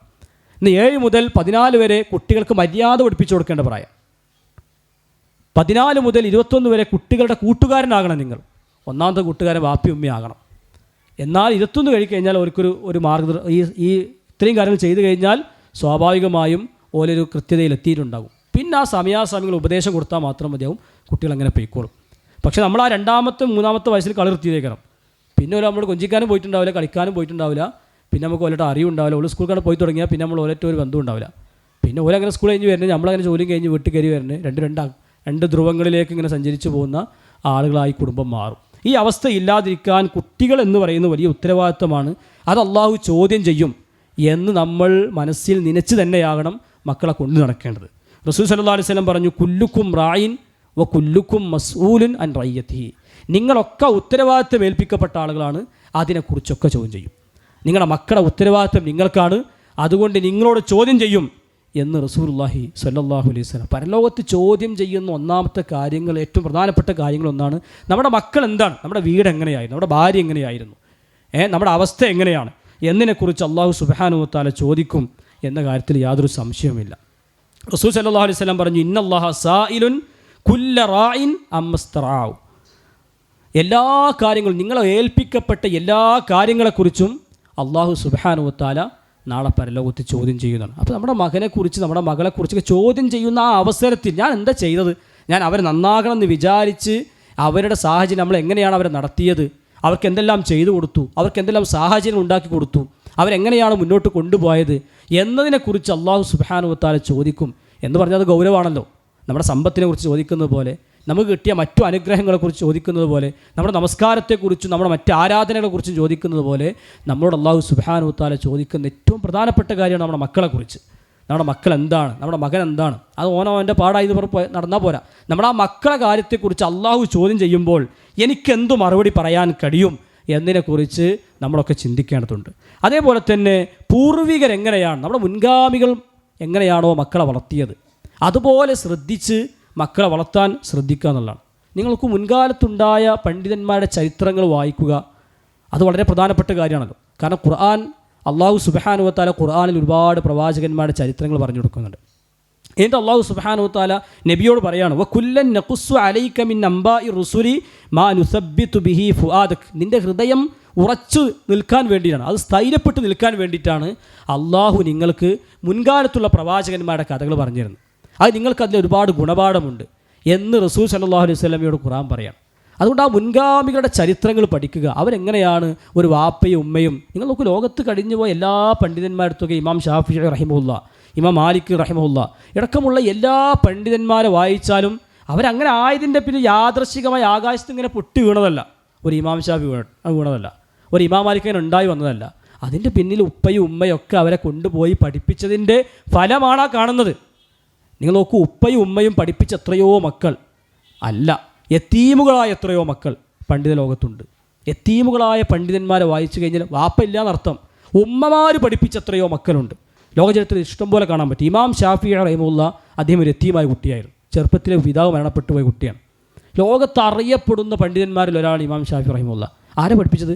ഉമ്മേനെ പഠിപ്പിക്കാനുള്ള എല്ലാ 7ാമത്തെ വയസ്സിൽ ഹാഫിളാണ്. 10ാമത്തെ വയസ്സിൽ ഇമാം മാലിക്കിൻ്റെ മുവത്ത മുഴുവൻ കാണാപാടാണ്. പിന്നീട് അദ്ദേഹം നടന്ന് ദീന് പഠിച്ച് വലിയ അഗ്രഗണ്യനായി. പിന്നെ ലോകത്തിൻ്റെ എല്ലാ ദിക്കിലേക്കും അദ്ദേഹത്തിൻ്റെ മതവുകൾ അത് വ്യാപിച്ചു, എല്ലാം ഉണ്ടായി. അദ്ദേഹത്തിൻ്റെ അറിവുകൾ വ്യാപിച്ചു. അദ്ദേഹത്തിൻ്റെ ഗ്രന്ഥം ഇന്നും നമ്മളിവിടെ വായിക്കുന്നു. എത്രയോ കാലങ്ങൾ കഴിഞ്ഞു. ഹിജ്റ 150 ജനിച്ചത്, 204 മരണപ്പെടുന്നത് ഇമാം ഷാഫിഈ റഹിമഹുല്ല. പക്ഷേ എത്രയോ കൊല്ലങ്ങൾ കഴിഞ്ഞു, 1200 വർഷങ്ങൾ കഴിഞ്ഞിട്ടും ആ ഗ്രന്ഥം നമ്മൾ വായിക്കുന്നു, പഠിക്കുന്നു എന്ന് മാത്രമല്ല, ഏറ്റവും ബൃഹത്തായ ഗ്രന്ഥങ്ങളിൽ അവരെഴുതപ്പെട്ട ഫന്നുകളിൽ, അവരെഴുതപ്പെട്ട വിഷയങ്ങളിൽ ഏറ്റവും ബൃഹത്തായ ഗ്രന്ഥങ്ങൾ അന്ന് എഴുതപ്പെട്ട ഗ്രന്ഥമാണ്. അപ്പോൾ അവരൊക്കെ എങ്ങനെ ഉണ്ട്? അത് എത്തിയമായ ഒരു കുട്ടിയാണ് ഇമാം ഷാഫിഈ റഹിമഹുല്ല. ഉമ്മ പഠിപ്പിച്ചെടുത്ത കുട്ടിയാണ്. ഉമ്മയുടെ പ്രാർത്ഥന കൊണ്ടും ഉമ്മയുടെ പരിശ്രമം കൊണ്ടൊക്കെ പഠിച്ച് വലുതായ കുട്ടിയാണ്. അഹ്മദ് ബിൻ ഹംബൽ റഹിമഹുല്ല ഒരു എത്തിയമായ കുട്ടിയാണ്. ഞങ്ങളുടെ വാപ്പി ഉമ്മയുള്ള കുട്ടികളെ കഥയല്ല, ഉമ്മ മാത്രമുള്ള കുട്ടികൾ തന്നെ ലോകത്ത് പഠിച്ച് വളർന്ന് വലുതായിട്ടുണ്ട്. അവർ ലോകത്തിൻ്റെ വൈജ്ഞാനിക തലങ്ങൾ നിയന്ത്രിക്കുന്ന ആളുകളായി മാറിയിട്ടുണ്ട്. അഹ്മദ് ബിൻ ഹംബൽ റഹിമഹുല്ല, ഇമാം ബുഖാരി റഹിമഹുല്ല, ഇബ്നു ഹജർ റഹിമഹുല്ല ഇവരൊക്കെ എത്തീമുകളാണ്. ഇബ്നു മുലഖിൻ റഹിമഹുല്ല അവർ എത്തീമായ കുട്ടിയാണ്. ഇങ്ങനെ ലോകത്ത് കഴിഞ്ഞു പോയ അഹ്ലുസുന്നയുടെ മുൻഗാമികളായ പണ്ഡിതന്മാരെ പരിശോധിച്ച് കഴിഞ്ഞാൽ വാപ്പല്ലാത്ത ഉമ്മ മാത്രമുള്ള എത്രയോ മക്കൾ ചെറുപ്പത്തിലെ വാപ്പമാർ മരണപ്പെട്ടു പോയി. പിന്നെ ഉമ്മമാരാണ് വളർത്തുന്നത്.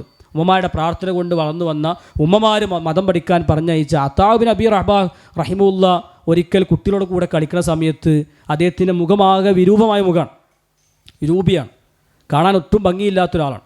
അപ്പോൾ കുട്ടികൾ കളിക്കാൻ കൂട്ടില്ല. ഒപ്പം കളിക്കാൻ കുട്ടികൾക്ക് പേടിയായിട്ട് കുട്ടികൾ അവിടുന്ന് ആട്ടി അദ്ദേഹത്തെ പറഞ്ഞേക്കും. അദ്ദേഹം സങ്കടം കൊണ്ട് ഉമ്മയുടെ വന്നിട്ട് സങ്കടം പറയണം, എന്നെ കുട്ടികൾ കളിക്കാൻ കൂട്ടില്ല, ഞാൻ എന്താ ചെയ്യേണ്ടത്? അപ്പോൾ ഉമ്മ പറഞ്ഞു കൊടുക്കണമെന്ന് വെച്ചാൽ ദീന് പോയി പഠിക്കുക. ദീന് പഠിച്ചാൽ എന്നെ ലോകത്തെല്ലാവരും വായിത്തും, അല്ല എന്നെ ഇത് വലിയ ആളായി മാറും, പരലോകത്ത് ഇഹലോകം എനിക്ക് കിട്ടും എന്ന് പറഞ്ഞ് ഉമ്മ മോട്ടിവേഷൻ കൊടുത്ത് ആ കുട്ടിയെ ദീന് പഠിക്കാൻ പറഞ്ഞേച്ചു. ഇപ്പോൾ ലോകത്ത് അറിയപ്പെടുന്ന അതാ ബിൻ അബീ റബാഹ് റഹിമഹുല്ല എന്ന് പറയുന്ന താബിഈ പണ്ഡിതൻ ലോകചരിത്രത്തിലുണ്ടായി.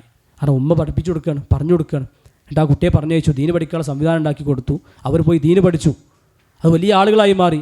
നിങ്ങൾ നോക്കൂ, ഇങ്ങനെ ധാരാളം ചരിത്രങ്ങൾ നമുക്ക് വായിക്കാൻ സാധിക്കും. ജലാലുദ്ദീൻ സുയൂത്തി റഹിമഹുല്ല, ഇബ്നുൽ ജൗസി റഹിമഹുല്ല, ഇബ്നു ബാസ് റഹിമഹുല്ല, കഴിഞ്ഞ കാലത്തെ സൗദിയുടെ ഗ്രാൻഡ് മുഫ്തി ഇബ്നു ബാസ് റഹിമഹുല്ല, അത് യതീമായ കുട്ടിയാണ്.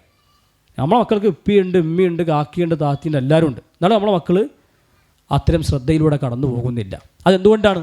നമുക്ക് ആ ശ്രദ്ധ ഇല്ലാത്തതുകൊണ്ടാണ്. നമ്മുടെ മക്കൾ അങ്ങനെ വളർന്ന് ഒരു ലക്ഷ്യത്തിലേക്ക് എത്തണം എന്ന ബോധം അവർക്കില്ല. അങ്ങനെ ഉണ്ടെങ്കിൽ നമ്മൾ ചെറുപ്പത്തിലെ കുട്ടികളെ ഖുർആൻ പഠിപ്പിച്ചു കൊടുക്കും, അവരത്തരം സദസ്സുകൾ കൊണ്ടുപോയിരുത്തും, അങ്ങനെ ബാലവേദിയുടെ സദസ്സിൽ അവിടെ കൊണ്ടുപോയിരുത്തും, അല്ലെങ്കിൽ സ്റ്റുഡൻസിൻ്റെ പ്രോഗ്രാമിൽ അവിടെ കൊണ്ടുപോയിരുത്തും.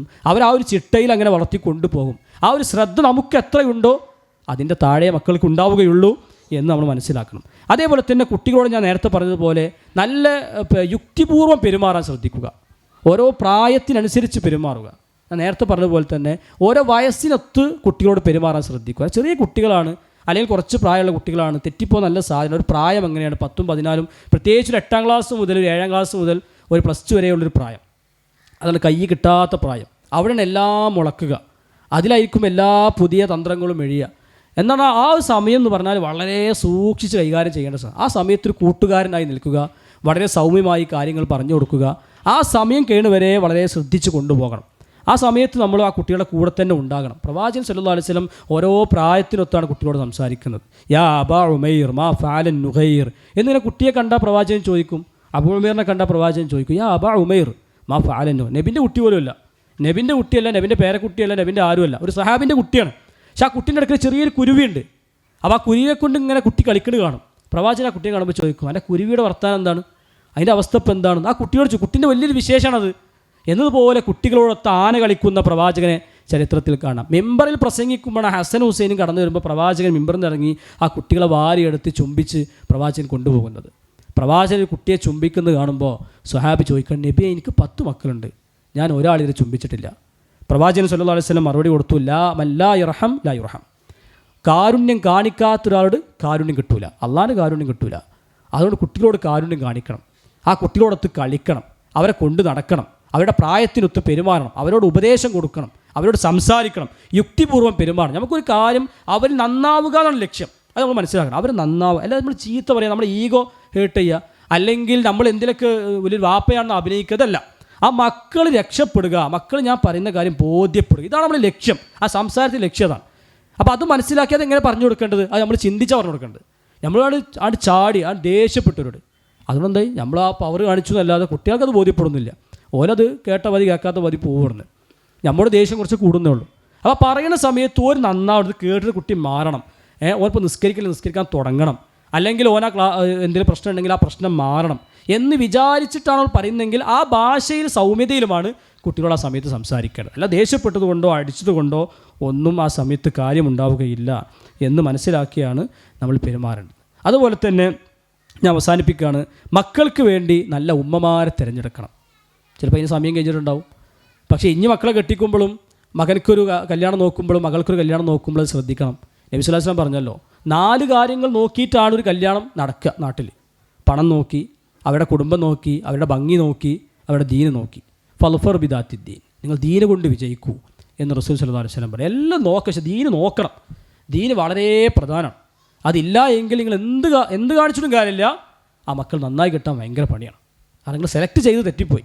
നിങ്ങളുടെ ഉമ്മ, നിങ്ങളുടെ പിതാവ് ഒരു പെണ്ണാണെങ്കിൽ നല്ല ഭർത്താവിനെ തിരഞ്ഞെടുക്കണം. നിങ്ങൾക്ക് മക്കൾക്ക് നല്ലൊരു ഉപ്പയെ തിരഞ്ഞെടുക്കണം. നിങ്ങളുടെ മക്കൾക്കൊരു നല്ല ഉപ്പയാണോ ഇയാൾ എന്ന് ചിന്തിക്കണം. നിങ്ങളൊരു കല്യാണം കഴിക്കുമ്പോൾ എൻ്റെ മക്കൾക്ക് നല്ലൊരു ഉമ്മയായിരിക്കുമോ എന്നതിനെക്കുറിച്ച് ചിന്തിക്കണം. മക്കളെ വിവാഹം കഴിപ്പിക്കുമ്പോൾ ആ കാര്യം ശ്രദ്ധിച്ച് വേണം വിവാഹം കഴിപ്പിക്കാൻ. അതല്ല എങ്കിൽ അതിൽ അപകടം ചെയ്യും എന്ന കാര്യത്തിൽ സംശയമില്ല. ഒരിക്കലും ഉമർ റളിയല്ലാഹുവിൻ്റെ അടുക്കലേക്ക് ഒരു കുട്ടിയെ ഒരു സ്വഹാബി ഒരു മനുഷ്യൻ കൊണ്ടുവരുന്നുണ്ട്. അപ്പോൾ ആ മകൻ പറഞ്ഞു കേൾക്കണ്ടേ, വാപ്പാൻ അനുസരിക്കില്ല, എന്താ അനുസരിക്കാത്തത്? അപ്പോൾ അങ്ങനെ പരസ്പരം വാക്ക് തർക്കങ്ങളായി അവസാനം ഉമർ റളിയല്ലാഹു ചോദിക്കുകയാണ് മകനോട്, എന്താണ് അനുസരിക്കാത്തത്? അപ്പോൾ മകൻ പറഞ്ഞു കൊടുക്കുകയാണ്, എന്നോട് വാപ്പ് കാണിക്കേണ്ട ബാധ്യത കാണിച്ചിട്ടില്ല. അപ്പോൾ അങ്ങനെ കുറേ വിഷയം തന്നെയാണ്. അതിലൊന്നെന്താ വെച്ചാൽ എനിക്ക് നല്ലൊരു ഉമ്മയെ തിരഞ്ഞെടുക്കണം, അതൊരു ബാധ്യതയല്ലേ. പക്ഷെ എനിക്കൊരു നല്ല ഉമ്മയെ കിട്ടിയിട്ടില്ല, എൻ്റെ ഉമ്മ ഒരു മജൂസിയാണ് എന്നാ മകൻ പറയാം. അപ്പോൾ നല്ലൊരു ഉമ്മയെ തിരഞ്ഞെടുത്ത് കൊടുക്കുക, അത് മക്കൾക്ക് ഏറ്റവും, നമ്മുടെ മക്കളെല്ലാ കാര്യം ആ ഉമ്മമാരിലൂടെയാണ്, നമ്മുടെ മക്കളെല്ലാ കാര്യം ആ ഉപ്പമാരിലൂടെയാണ്. അതുകൊണ്ട് നല്ലൊരു ഉപ്പയെ മക്കൾക്ക് തിരഞ്ഞെടുത്ത് കൊടുക്കുക എന്ന് പറഞ്ഞാൽ വിവാഹം കഴിക്കുമ്പോൾ നല്ല ഭർത്താവിനെ തിരഞ്ഞെടുക്കുക, നല്ല ദീനിയായി അന്തരീക്ഷത്തിൽ വളരുന്ന ഒരാളെ തിരഞ്ഞെടുക്കുക, അല്ലെങ്കിൽ അങ്ങനെ ജീവിക്കുന്ന ഒരു പെണ്ണിനെ വിവാഹം കഴിക്കുക എന്നത് പ്രധാനപ്പെട്ട കാര്യമാണ്. അതുകൊണ്ട് ഇത്തരം കാര്യങ്ങളൊക്കെ ശ്രദ്ധിച്ച്, ഇതൊക്കെ നമ്മൾ എത്രമാത്രം ശ്രദ്ധിക്കുന്നുണ്ട്, ഇല്ലെങ്കിൽ എത്രമാത്രം ശ്രദ്ധിക്കാൻ കഴിയും എന്നതിനെക്കുറിച്ചൊക്കെ ആലോചിച്ച് ചിന്തിച്ച് നന്നായി പ്രാർത്ഥിച്ച് വളരെ ശ്രദ്ധയോടുകൂടി ഇടപെടുക. അള്ളാഹു സുബ്ഹാനഹു വ തആല നമ്മുടെ മക്കളൊക്കെ സ്വാലിഹീങ്ങളാക്കി മാറ്റിത്തരുമാറാകട്ടെ. സ്വാലിഹായ സന്താനങ്ങൾ അള്ളാഹു നമുക്ക് നൽകി അനുഗ്രഹിക്കുമാറാകട്ടെ. സംഭവിച്ചു പോകുന്ന ചെറുതും വലുതുമായ മുഴുവൻ പാപങ്ങളും അള്ളാഹു പുറത്തു മാപ്പാക്കി തരുമാറാകട്ടെ. നമ്മിൽ നിന്നും മരണപ്പെട്ടു പോയ നമ്മുടെ മാതാപിതാക്കൾ, ബന്ധുമിത്രാദികൾ, സഹോദരന്മാർ തുടങ്ങി ധാരാളം മനുഷ്യരുണ്ട്. അള്ളാഹു എല്ലാവരുടെയും ഖബറുകൾ വിശാലമാക്കി കൊടുക്കുമാറാകട്ടെ. അല്ലാഹു മഗ്ഫിർ ലിൽ മുഅ്മിനീന വൽ മുഅ്മിനാത്ത് വൽ മുസ്ലിമീന വൽ മുസ്ലിമാത്ത് വൽ അഹ്യാഇ മിൻഹും വൽ അംവാത്ത് ഇന്നക മുജീബുദ് ദഅവാതി യാ ഖാദിൽ ഹാജാത്ത്. അല്ലാഹുമ്മ അജിർനാ മിനന്നാർ, അല്ലാഹുമ്മ അജിർ വാലിദീന മിനന്നാർ, അല്ലാഹുമ്മ അജിർ അസാതിന മിനന്നാർ. ആമീൻ ആമീൻ ബിറഹ്മതിക യാ റഹ്മാൻ.